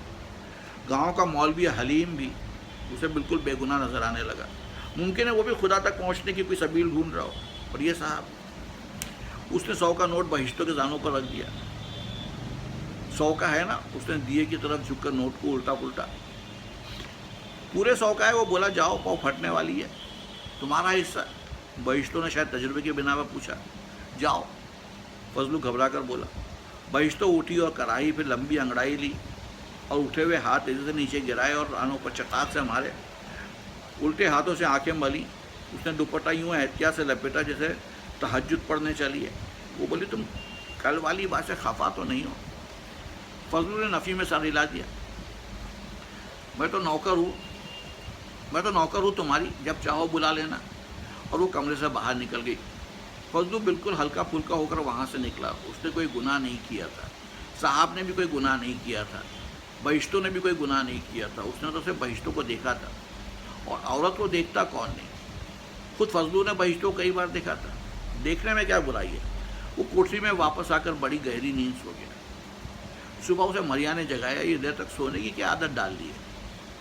चौकीदार को ये जेब नहीं देता। उसने बड़े प्यार से फजलू को समझाया। फिर जब वो ज़मींदार के पास चाय ले गया तो वो बैठा किताब पढ़ रहा था, कुछ गुनगुना रहा था। आज उसके चेहरे पर बहुत रौनक थी और अगरचे आंखें थकी थकी थी, मगर उसकी थकन में कैफियत थी। फजलू ने उसे नहायत अकीदत से देखा। दोनों मुस्कुराए और साहब बोला, मालूम होता है धूप निकलेगी, बादल भागे फिर रहे हैं। जी हाँ। फजलू ने उसे ज़्यादा कुछ कहना मुनासिब न समझा। मारे अकीदत से उसका गला भरा रहा था। चाय पी कर वो फिर किसी नई औरत की तलाश में निकल गया और नहायत आसानी से सराय के भटियारे की बीवी से मामला तय कर लिया। वो खूबसूरत तो नहीं थी, मगर उसकी शख्सियत ऐसी ज़ोरदार थी कि बड़ी बड़ी हसीन औरतों के मजमे में भी सब पर छाई रहती थी और उसके होठों में पक्के फलों की सी दावत थी। फजलू ने दिन भर इत्मीनान से दूसरे काम किए। रात को वो पुराने खो तले आ निकली, उसे रईस खाने तक पहुँचाया और कोठरी में आकर सो रहा। ठीक वक्त पर आँख खुली, दबे पाँव रईस खाने तक पहुँचा। लालटेन जल रही थी। यूसुफ सो रहा था। साथ के कमरे में दिया रोशन था और जवान भटियारन पलंग पर पाँव लटकाए बैठी थी। फजलू को देखते ही रोने लगी। क्या बात है? फजलू ने उसे तसल्ली देने का इरादा किया। बात तो कोई नहीं फजलू, वो आंसू पोंछते हुए बोली। और दुख की बात भी यही है कि कोई बात है ही नहीं। साहब ने तो रात भर मुझे हाथ तक नहीं लगाया, बस बैठा देखता रहा देर तक। कहने लगा, बस मैं तुम्हें देखूंगा। मैंने सिर्फ देखते रहने के लिए तुम्हें यहाँ बुलाया है। सोना चाहो तो सो जाओ, मुझे तो बस देखना है। तो इसमें रोने की क्या बात है, फजलू ने पूछा। वो और जोर से रोते हुए बोली, रुपए जो नहीं मिलेंगे, सिर्फ देखने के लिए कौन देता है 100 रुपए। फजलू ने 100 रुपए का नोट भटियारन को थमा दिया। वो पहले तो मुंह खोले, 100 रुपए का नोट देखती रही, फिर आंसू पोछे और चुपके से बाहर चली गई। फजलू देर तक वहीं खड़ा रहा, फिर उसने दिया बुझाया और यूसुफ के कमरे में आया। वो सो रहा था। फजलू को उसके चेहरे के इर्द गिर्द एक हाला नजर आने लगा। उसके माथे में से लालटेन की रोशनी निकल रही थी। कितना अच्छा है मेरा साहब, कितना प्यारा है, कितना नेक है। अल्लाह ये सावन कभी ख़त्म ना हो, अल्लाह ये झड़ी कभी ना रुके, अल्लाह साहब कभी यहाँ से ना जाए। वो चुपचाप बाहर आ गया। आज वो नई औरत के लिए बाहर सड़क पर आया ही था कि एकदम बादल फट पड़ा और सड़क पर जाती हुई एक औरत घबरा कर पुराने खोतले आ गई। वो कुर्सी की तरफ भागना चाहता था, मगर उस औरत को देखकर उसने किस्मत आजमाई की ठानी। पतली दुबली सी थी, मगर नाक नक्शा ऐसा था कि मालूम होता था चीनी गुड़िया में जान पड़ गई है। वो उसके पास गया। कहाँ जाना है बहन? मियाँ वाली जाना है। वो पोटली को दामन तले छुपाते हुए बोली, वहाँ मेरा घर वाला जेल में है, मुलाकात पर जा रही हूँ। आज की रात यहीं रह जाओ। फजलू ने कुछ सोचे वक्त समझे बगैर कहा। क्या? औरत ने हैरत से पूछा। अरे मैं कह रहा हूँ रात ही की तो बात है, यहाँ हमारे पास रह जाओ, एक साहब आया हुआ है, रात के 100 रुपये देता है। औरत तन कर खड़ी हो गई। पोटली नीचे गिरकर एक तरफ से खुल गई। उसमें से देहाती बिस्किट गोगड़े झांकने लगे। उसने चिल्ला चिल्ला कर फजलू को इतनी बहुत सी गालियां दी कि वहाँ से घबरा कर भागा। अपनी माँ बहन को ले आ, अपनी माँ बहन को बुला, अपनी बीवी से कह। दूर तक उस औरत की आवाज़ सुनाई देती रही। वो सड़क पर से बड़ी पगडंडी और पगडंडी पर से छोटी पगडंडी पर भागता चला गया। मालूम होता था औरत की आवाज़ और बादल की गरज और मूसलाधार बारिश उसके ताक़ुब में है। उसका लिबास उसके जिस्म चिपक गया, मारे ठंड के दांत बजने लगे, हाथ पांव सन पड़ गए। वो भागता चला गया। उसे डर था कि अगर मुसाफिर औरत की आवाज़ को मरिया ने सुन लिया और मरिया ने उसे भागता देख लिया तो क्या होगा। आखिर वो एक बंगले के पहलू वाली कोठरियों में एक कोठरी का दरवाज़ा खुला देखकर उस तरफ भागा। अंदर एक नौजवान औरत बैठी मुट्ठी भर दाल को चंगेरी में फैलाया उसमें से कंकरियाँ चुन रही थी। फजलू को देखते ही बोली, फंस गए बारिश में? हाँ, उसने कहा और चोले और चादर को निचोड़ने लगा। बैठ जाओ, औरत बोली। वो बैठने की जगह मुंतखब करने के लिए उधर उधर देखने लगा। उधर चूल्हे के पास कुछ आग होगी, वो बोली। फजलू चूल्हे के पास जाकर बैठ गया। बारिश उसी शिद्दत से हो रही थी। लड़की का चेहरा आम सा था, मगर उसके होंठ के गोशे बड़े प्यारे थे, भरे भरे गालों में फंसे हुए थे और गहरे। बात करती थी, उसके गाल पर 2 गड़े बनते थे और मिटते रहते थे। वो बोली, तुम रईस खाने के चौकीदार हो ना? हाँ, उसने हैरत से कहा। फिर सोचा, ये तो बहुत बुरी बात हुई, ये तो मुझे पहचानती है। तुम यहाँ क्या करती हो? फजलू ने पूछा। नौकरानी हूँ, बेगमों के जज्बा बाती हूँ। रात को 10 रुपये और रोटी कट रही है। अकेली? हाँ, कोई नहीं है, सब एक एक करके मरते चले गए। माँ यहीं पिछले जुमा को मरी है, कफन बेगम ने दिया था। उसकी आंखें भीग गईं और दाल में कंकरियाँ चुनने के बजाय चेहरे पर से आंसू सब बैठने लगे। फजलू को यह औरत बहिश्तों और हथियारा से कुछ अलग सी मालूम हो रही थी। वो उसे कुछ कहने की जुर्रत न कर सका। उसने जी में अपने आप को बहुत कोसा कि खामखा मौलवी बना फिरता रहा है, और आज तक ये भी ना मालूम हुआ कि सेक्टर पर वो कौन सी औरतें हैं जो आसानी से खरीदी जा सकती हैं। मुसाफिर औरत की गालियाँ अभी तक उसके दिमाग में सुइयों की तरह चुभी हुई थी। वो देर तक लकड़ी के टुकड़े में से चूल्हे में बुझे हुए अंगारों को उलटता पलटता रहा। फिर जब काफ़ी देर के बाद बारिश थमी तो वो उठा। जाते हो? औरत ने पूछा। हाँ, अब चलें, उसने कहा और बाहर आ गया। बाहर आते ही उसने अपने आप को बड़ा बुज़दिल महसूस किया। अगर वो यहाँ से कुछ कहे बगैर पलट गया तो फिर वो और कौन है सेक्टर भर में? क्या वो मरिया से जाकर कहेगा? उसने वहशत में अपने बालों की एक लट यूं खींची जैसे बड़े जड़ से उखेड़ लेगा। तो क्या वो यहीं से नाकाम लौट जाएगा और उसके साहब की रातें उजड़ जाएंगी और उसके रोज़ के 10 रुपये, महीने के 300 रुपये अलग मारे जाएंगे? वो घूमकर फिर दरवाजे पर आ गया। कुछ भूल गए हो? औरत ने पूछा। हाँ। क्या? एक बात कहना भूल गया। क्या बात? एक बात है। क्या बात है? ज़रा सी बात है। वो डरते डरते बोला। 100 रुपये मिलेंगे। 100 रुपये? औरत ने हैरान होकर कहा। वो किस बात की? बस एक रात की बात है, फजलू ने बड़ी जुर्रत से कहा। औरत ने उसकी तरफ देखा और फिर देखती रहेगी। देखते देखते उसकी आंखों में बहुत से आंसू भर गए, और जब उसने पलकें झपकी तो इकट्ठे बहुत से आंसू एक दूसरे के पीछे चंगेर में गिरने लगे, और जैसे कंकरियों के बजाय आंसू चुनने लगी। फिर वो चंगेर को एक तरफ रखकर फूट फूट कर रो दी। फजलू शर्मिंदा होकर वापस चला गया। उस रोज़ वो सेक्टर के बंगलों के चक्कर चक्कर लगाता रहा। बहुत सी नौकरानियाँ, चौकीदारनियाँ, सब्जी बेचने वालियाँ और मुसाफिर औरतें उसे दिखाई दी, मगर वो किसी से कुछ ना कह सका। वो साहब के सामने भी ना गया। शेरू ने बड़ी मुश्किल से एक एक करके बर्तन साहब तक पहुँचाए, और फिर शाम को उसने तहिया कर लिया और किसी न किसी औरत से ज़रूर बात करेगा। आखिर ऐसी बुज़दिली भी क्या। वो ये फैसला करके सड़क पर आया तो उसे एक तरफ बंगले वाली नौकरानी दिखाई दी। वो उसके पास आई और उसी तरह रो रही थी। उसके हाथ कँपा रहे थे, होठ नीले हो रहे थे और होठों के गोशों में थरथरी थी। उसने फजलू की तरफ देखे बगैर रुकते रुकते कहा, आऊँगी। फजलू का उछलने को जी चाहा, सरगोशे में बोला, तो फिर ईशा की नमाज के बाद बेगमों के जिस्म को दबाकर वो उस खो के तले आ जाना। आ जाओगी? आऊँगी, वो बोली। आंसू उसकी आंखों से टप टप गिरे जा रहे थे। ईशा की नमाज के बाद वो सचमुच खो तले आ गई। वो उस वक्त भी रो रही थी, और जब वो उसे साहब के कमरे में छोड़कर बरामदे में आया और पलट कर देखा तो वो तब भी रो रही थी। मुंह अंधेरे उसकी आंख खुली। वो रईस खाने में गया। यूसुफ लालटेन जलाए सो रहा था। दूसरे कमरे में दिया जल रहा था। वो बिस्तर में मज़े से सो रही थी। फजलू मुस्कुराया। उसने औरत के पाँव का अंगूठा आहिस्ता आहिस्ता हिलाया। वो जाग उठी। पहले चौंक कर इधर उधर देखा, फिर एक सुकून भरी अंगड़ाई ली और मुस्कुराकर बोली, मैं तो ऐसी डर रही थी, खामखा डरती रही। उसे तो मुझे कुछ भी नहीं कहा, बस देखता रहा, और देखने में क्या पड़ा है। मुस्कुराते हुए उसने चादर ओढ़ी। मुस्कुराते हुए उसने 100 का नोट लिया। मुस्कुराते हुए बाहर चली गई, और फजलू को महसूस हुआ जैसे उसने 300 रुपये चूल्हे में झोंक दिए। 300 रुपये, 15-20, जिनसे वादी में एक कच्चा घरौंदा बन सकता है, और अगर 300 और मिल जाएं तो हल और बैल खरीदे जा सकते हैं, या दाल गुड़ की एक दुकान खुल सकती है। और फिर वो कुछ कहता है तो है नहीं, बस देखता है। जाने क्या देखता है, अपनी मरियम की सूरत देखता है या अल्लाह की कुदरत देखता है। बस सिर्फ देखता ही है ना, कुछ छीन तो नहीं लेता, कोई ख़राबी तो नहीं करता।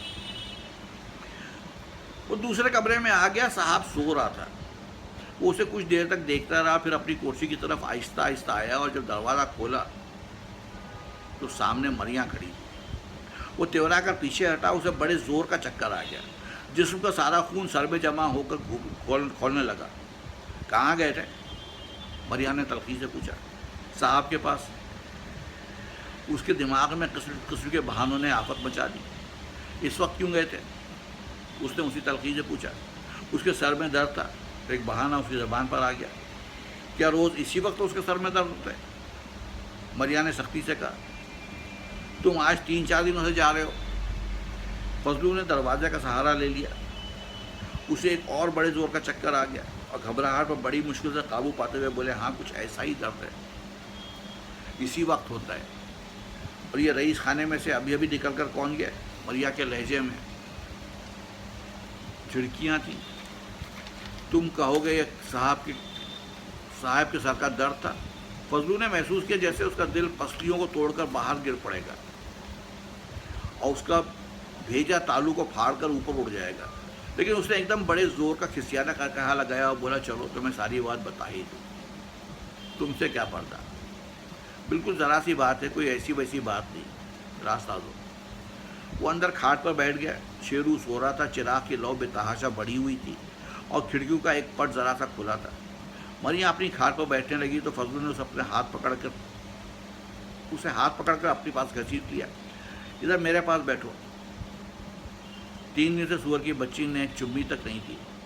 हरामजादे गाली बकता है। वो बोली, अब बता क्या भेद है? रात को उठ कर जाने में तुम समझते हो मैं सोती रहती हूँ? आज भी तुम्हें बाहर जाता देखा तो कहा लाओ ज़रा देखूँ तो ये जाता कहाँ है। और जो देखा तो एक औरत अंदर से निकली और सड़क की तरफ चली गई। शोर मचा देती पर तुम्हारी बदनामी का डर था। साहब ने क्या समझ रखा है हमें? क्या हम कंजर हैं? और क्या तुम्हारा हाथ है इसमें? तुम नहीं जानती हो, बोला।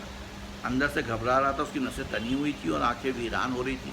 उसकी कनपटियों की रगें साफ तड़पती हुई नजर आ रही थी, मगर झूठ मूठ के इत्मीनान से उसने अपनी आवाज़ ज़रूर संभाले रखी। उसने अपना एक बाजू मरिया की पीठ पर फैला कर उसका शाना पकड़ लिया और बोला, ये साहब तो मुझे बड़ा अल्लाह वाला मालूम होता है मरिया, ये तो कोई पहुंचा हुआ बुजुर्ग है। सोचो तो, एक जवान औरत उसके सामने रात भर बैठी रहती है, वो जो चाहे उसके साथ सलूक करे, पर वो है कि बैठा देख रहा है, औरत को छूता तक नहीं, सिर्फ देख रहा है। और सुबह से पहले 100 रुपया देकर उसे चलता करता है। सुन रही हो, 100 रुपया, 5 बीसियाँ, और वो सिर्फ देखता है। फजलू ने महसूस किया कि मरिया का सारा खून उसके चेहरे पर जमा हो रहा है। सुन रही हो मरिया? उसने दोबारा पूछा। और ये औरतें लाता कौन है? मरिया ने उसके तरफ देखे बगैर पूछा। फजलू ने हेर फेर की कोशिश की, भाई इसमें बहुत बुरी बात कौन सी है? अब तुम कितनी बार चश्मे से पानी लेने गई हो, कितनों ने तुम्हें देखा है, तो क्या मैं सबकी आंखें निकाल दूँ? देखने में क्या रखा है? और साहब औरतों को सिर्फ देखता है। उसने 30 रुपये निकाल कर मरिया की गोद में रख दिए। मरिया ने नोटों को नफरत से नीचे गिराते हुए कहा, पर लाता कौन है औरतें? भाई कोई भी लाए, वो कुछ कहता तो है नहीं, तकता है और 100 रुपये निकाल देता है। एक लम्हे के तवक्कुफ के बाद वो आहिस्ता से बोला, मैं ही लाता हूँ। मरिया ने फजलू का हाथ अपने शाने से झटक दिया और एकदम रोने लगी। फजलू मरिया से लिपट गया, उसकी पीठ और गर्दन में बालों को चूमा और बोलता चला गया, मुझे खुदा की कसम मरिया, कुरान की कसम मरिया, मुझे तुम्हारी कसम, आज तक 3 औरतें लाया हूँ और तीनों पाक साफ वापस गई हैं। एक बहिश्तो है, एक सराय की भटियारन है, एक उधर की एक दक्षिणी बंगले की नौकरानी है। 300 रुपये ले गई और उन्हें देखता रहा, बस देखता रहा। सुन रही हो? उसने उन्हें छुआ भी हो तो शेरू मरे, मैं मर जाऊँ तुम मर जाओ। मरिया ने आंसू पोछे बोली, पता है तू किसका बेटा है? फजलू हंसा। तो कौन कहता है कि मैं अच्छी बात कर रहा हूँ? और ये भी कौन कहता है कि मैं कोई बुरी बात कर रहा हूँ? बुरी बात तो है ही, मरिया ने कहा, मगर अब इसका लहजा इतना सख्त ना था। कैसे बुरी है? उसने मरिया को अपनी तरफ खींचकर मजबूर कर दिया कि वो उसके सीने का सहारा लेकर बैठे, और वो उठ गई। एक औरत को सामने बिठाकर कुछ देर तक देखता है, उसे 100 रुपये देकर अपने कमरे में आकर सो रहता है। बताओ इस पर कौन सी बुरी बात है? मरिया खामोश रही। मैं तो कहता हूँ बहिश्तों की जगह पहले दिन तुम्हें को वहाँ बैठा देता तो कुछ ऐसी ख़राब बात ना थी। मरिया उसकी गिरफ्त से छूटकर वहशत से कदम उठाती शेरू के पास गई और उसके मुंह पर से खीस नोच लिया और बोली, इसे देख रहे हो? शेरू हड़बड़ा कर उठ बैठा और रोने लगा। फजलू ने लपक कर उसे उठा लिया और थपका। फिर मरिया से बोला, मुझे तुमने ऐसा ही कमीना समझ लिया है। मेरे 6 साल तुम्हारे सामने हैं, मैं अपनी मरिया को किसी दूसरे के हवाले करूँगा? चोटी पर से नीचे चट्टानों पर ना कूद जाऊँगा? उसके बदले सुअर की बच्ची यकीन ही नहीं करती। मुफ्त में रोज़ 100 रुपया मिल रहा हो तो हमारा बिगड़ेगा कुछ नहीं और बनेगा बहुत कुछ। और अभी सावन के 10-12 दिन बाकी हैं। हम आसानी से 1000 कमाकर नीचे वादी में जा सकते हैं और इज्जत से जी सकते हैं। और वो तुम्हें सिर्फ देखेगा, तुम उसे देखती रहना, किस्सा ख़त्म। लेकिन मरिया पर तो एक वैसी सी सवार थी। वो वहीं फर्श पर बैठकर रोने लगी, फिर ज़ोर ज़ोर से पाँव पटकने लगी, बेशरम बेहया। वो चीखती रही और दरवाजे में बहुत सी झर्रियाँ उगाई। बाहर दरख्तों पर चिड़ियाँ और कौवे बोलने लगे थे और बादल कहीं बहुत दूर गरज रहा था। और वो फूट फूट कर रोती रही और कहती रही, बैठे बैठे कंजर पने पर उतर आया है, कमीना कहीं का हरामज़ादा, शर्म नहीं आती, जूतों समेत घुसा आ रहा है आँखों में, आग जलाता है, ऊपर से तेल गिराता है और कहता है आग बुझ रही है। कहता है ये आग नहीं जल रही है, ये तो चांद चमक रहा है। और मुझसे कह रहा है कि उसके पास रात भर रहने को। मुझसे? वो सीना कूट कूट कर ज़ोर ज़ोर से रोने लगी। फजलू शेरू की खाट से उठकर उसके पास बैठ गया। उसे लिपट जाना चाहा, मगर वो छूट कर परे जा गिरी। फजलू ने उठकर उसके बालों पर शफकत से हाथ फेरा। मरिया ने उसकी तरफ उम्मीद से देखा। वो बोला, अरे वो कुछ भी नहीं कहता। मरिया फिर फूट फूट कर रोने लगी। फजलू बोलता रहा, सुअर की बच्ची, तुम्हारी कसम खाकर कह चुका हूँ कि वो तो छूता तक नहीं, बस देखता है और 100 रुपये देकर सो रहता है। तू मानती ही नहीं। अचानक मरिया तनकर खड़ी हो गई, बोली, अगर ऐसी ही बेगैरत हो गए हो तो एक शर्त है। बताओ। फजलू भी खड़ा हो गया। मेरे सर पर हाथ रखो और कहो कि उस पर कायम रहोगे। पहले शर्त बताओ। मुझे झिझकते हुए कहा, मैं रात साहब के पास जाऊंगी, अगर उसने मुझे छू लिया तो फिर मैं तुम्हारी नहीं रहूँगी, फिर मैं जहाँ चाहूँगी चली जाऊँगी। उसकी आवाज़ में कोई उतार चढ़ाव नहीं था। फजलू ने बगैर झिझक के उसके सर पर हाथ रख दिया। मान ली शर्त। तू समझती है तीनों की तीनों झूठ बोलती हैं। तू समझती है मैं ऐसा ही जलील हो गया हूँ। खुदा की कसम भी खाओ, मरिया ने कहा। खुदा की कसम भी खाता हूँ, वो हंसकर बोला। अरे वो तो सिर्फ देखता है। अच्छा मेरी भी एक शर्त है, कहो। अगर तुम्हें वो छुए तक नहीं और जब तक वो यहाँ है तुम उसके पास जाती रहो। मरिया ने उसके सर पर हाथ रखकर कहा, कबूल है। वो बाहर जाकर चाय का सामान करने लगी और उसने तुम्हें देखा तक नहीं है मरिया। उसने बाहर जहाँ जाकर कहा, उसे तो ये भी पता नहीं कि चलेगा कि तुम हो कौन। वो खामोश रही। वो दिन भर खामोश रही। जब शाम का खाना भी हो चुका और शेरू सो गया तो पहली बार बोली, ले चलो। उसकी आवाज़ में इतने बहुत से कांटे जो फजलू के कानों के पर्दों में ठंस गए, मगर वो उठा और कोठी से बाहर आ गया। उसके पीछे पीछे थी। फिर जब वो शहर में पहुंचे तो मरिया ने आहिस्ता से कहा, फजलू। फजलू रुक गया। हाँ। वो बोली, शर्त याद है ना? याद है, फजलू बोला, बेफिक्र रहो। और जब मरिया को साहब के कमरे में छोड़कर वो 110 रुपया लेकर बाहर शहर में आया तो पलट कर देखा खिड़की और दरवाज़ा दोनों बंद हो चुके थे। रोज़ ही तो बंद हो जाते थे। उस वक्त वो कोठरी में आया, वहाँ जैसे भूत कोनों में दुबके बैठे थे और चिराग की लौ में एक चुड़ैल नाच रही थी, और शेरू की खाट पर बैठ गया। फिर उसके पास लेट गया। शेरू कच्ची नींद में था। बोला, क्या है, कौन है? मैं हूँ, फजलू ने प्यार से कहा। आज मैं अपने बेटे के पास सोऊंगा। शेरू मारे खुशी के उससे लिपट गया और फिर अपनी गिरफ्त ढीला करके सो गया। फजलू देर तक किसी तरह आंकड़ा पड़ा रहा। फिर जब कमर दुखने लगी तो उठकर कमरे में टहलने लगा। कितनी देर तक वो टहला और फिर चिराग बुझाकर सोने की कोशिश की, मगर वो फिर भड़क कर उठा। चिराग जलाया, उसे मरिया की खाट के पाए पर रखकर बैठ गया। वो उसकी लौ को देर तक देखता रहा। बाहर शायद बादल खुल गए थे क्योंकि सफ़ेद चांदनी ने झरियों में जान डाल दी थी। वो दरवाज़ा खोलकर बाहर आया, मगर रईस खाने की तरफ नज़र उठते ही वो भागकर अंदर आ गया। दरवाज़ा बंद करके वो उससे कुछ यूँ लगकर खड़ा हो गया जैसे अब दुनिया की किसी ताकत को अपनी कोठरी में नहीं घुसने देगा। वो देर तक इसी तरह खड़ा रहा, हत्ता कि पहले मूर्ख ने कहीं दोबारा बांध दी। उसके दिल की धड़कन इतनी तेज़ हो गई कि उसके लिए खड़ा रहना मुश्किल हो गया। वो खाट पर लेट गया, फिर बैठ गया, फिर खड़ा हो गया और धम से दरवाज़ा खोलकर रईस खाने की तरफ भागा। एक मोटर रईस खाने के पहलू से निकलकर सड़क पर आ गई और नागिन की तरह तेज़ी से नीचे नीचे वादी की तरफ तैर गई। फजलू पागलों की तरह सरपट भागा। रईस खाने का दरवाज़ा बंद था। उसने दरवाज़ों को घूसों से कूद डाला। मरिया, वो चिल्लाया, और मरिया के नाम के हुरूफ बहुत सी ऊंची चीखें बनकर पहाड़ों में बजने लगे और दूर मोड़ काटती हुई मोटर की रोशनी उसके फक्त चेहरे पर से गुजरती हुई गायब हो गई।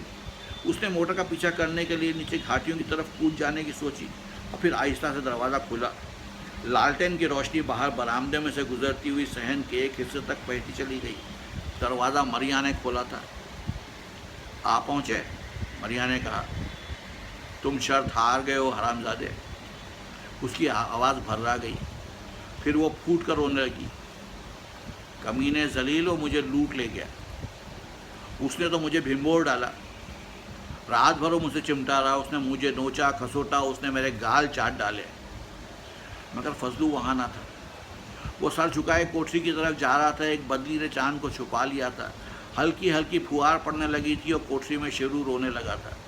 मरिया उसके पीछे पीछे होली थी और बिलकती हुई भर्राई हुई आवाज़ में बोलती चली गई, तुमने कहा था वो मुझे छुएगा ही नहीं। उसने तो मुझे काट काट लिया। वो तो पिछले सावन में भी मेरे लिए यहाँ रुका। उसने तो पहले ही दिन यहाँ शहर में मुझे दूरबीन से देख लिया था। वो तो अब के भी मेरे लिए ही आया था। सुन रहे हो हरामजादे, भागे कहाँ जा रहे हो? फजलू अब नहायत तेज़ चल रहा था और मरिया उसके पीछे पीछे भागने लगी थी। वो बोलती गई, तुम शर्त हार गए हो, लेकिन वो 100 रुपये तुम अपने पास रखो। कहीं से इज्जत आबरू बिकाऊ मिले तो चुटकी भर खरीद के रख लेना, क्योंकि आज से तुम पहले दर्जे के बदजात, कमीने और कंजर हो गए हो, समझे? और अब मैं जा रही हूँ। मैं जहाँ कहीं भी जा रही हूँ तुम्हें उससे कोई वास्ता नहीं। मैं किसी की नहीं रही। तुमने गुरूर तोड़ दिया, तुमने मेरा सब कुछ लुटवा दिया हरामजादे। फजलू अपनी कोठरी की दीवार से टकरा गया और तेवराया और फिर दीवार को टटोल कर दरवाजे की तरफ रेंगा। अंदर शेरू ज़ोर ज़ोर से रो रहा था और मरिया चीखे जा रही थी। वो 2 महीने उसकी एक घड़ी, इस एक घड़ी के लिए सेक्टर में पड़ा रहा, और वो मरियम मरियम की रट लगाने और रोने के बाद मुझ पर यूं चिमटा जैसे कुत्ता कच्चे गोश्त पर झपटता है। किराए की मोटर का उसने रात ही इंतज़ाम कर लिया था, और अभी अभी मुझे आखिरी बार भिमोड़ कर मोटर में बैठकर लाहौर चला गया है, और तुम्हें बख्शिशें दे गया है 100 रुपये की, और एक ऐसी मरियाँ की जो अब उसकी कोठरी में नहीं घुसेगी। वो नीचे वादी में उतर जाएगी, उधर मैदानों में चली जाएगी। जब भूख के मारे उसका पेट जख्म बन जाएगा तो कपड़े उतार कर रास्ते में बैठ जाएगी। नंगे मर्दों को लोग पत्थर मारते, पर नंगी औरतों को लोग बिस्तर देते हैं और रोटी खिलाते हैं। तुमने मुझे समझ क्या रखा है? आसपास के बंगलों में कुत्ते मरियाँ की चीखें सुनकर भौंकने लगे थे, और सेक्टर की पहाड़ियाँ झील की तरफ उतरती हुई मोटर की भिनभिनाहट को दोहराई जा रही थी, और मरियाँ की वावैला दोहराई जा रही थी, और कुत्तों की आवाज़ को दोहराई जा रही थी। फिर एकदम मरियाँ पर जैसे वहशत सवार हो गई। लपक कर उसने लड़खड़ाते हुए फजलू के मुंह पर जोर का तमाचा मारा। फजलू सर घुटनों के बल धप से गिरी ज़मीन पर गिरा और बेहिसो हरकत हो गया। वो पलटी और कोठरी की पिछली तरफ पुराने खो के नीचे से गुजरती हुई सड़क पर आ गई। सर पर हाथ रखे वो रोए जा रही थी और नीचे वादी की तरफ भागी जा रही थी। वो चांद बदली की ओर से निकल आया था। एक मोड़ पर जाकर वो थम गई। शेरू की चीखें उसका पीछा कर रही थी।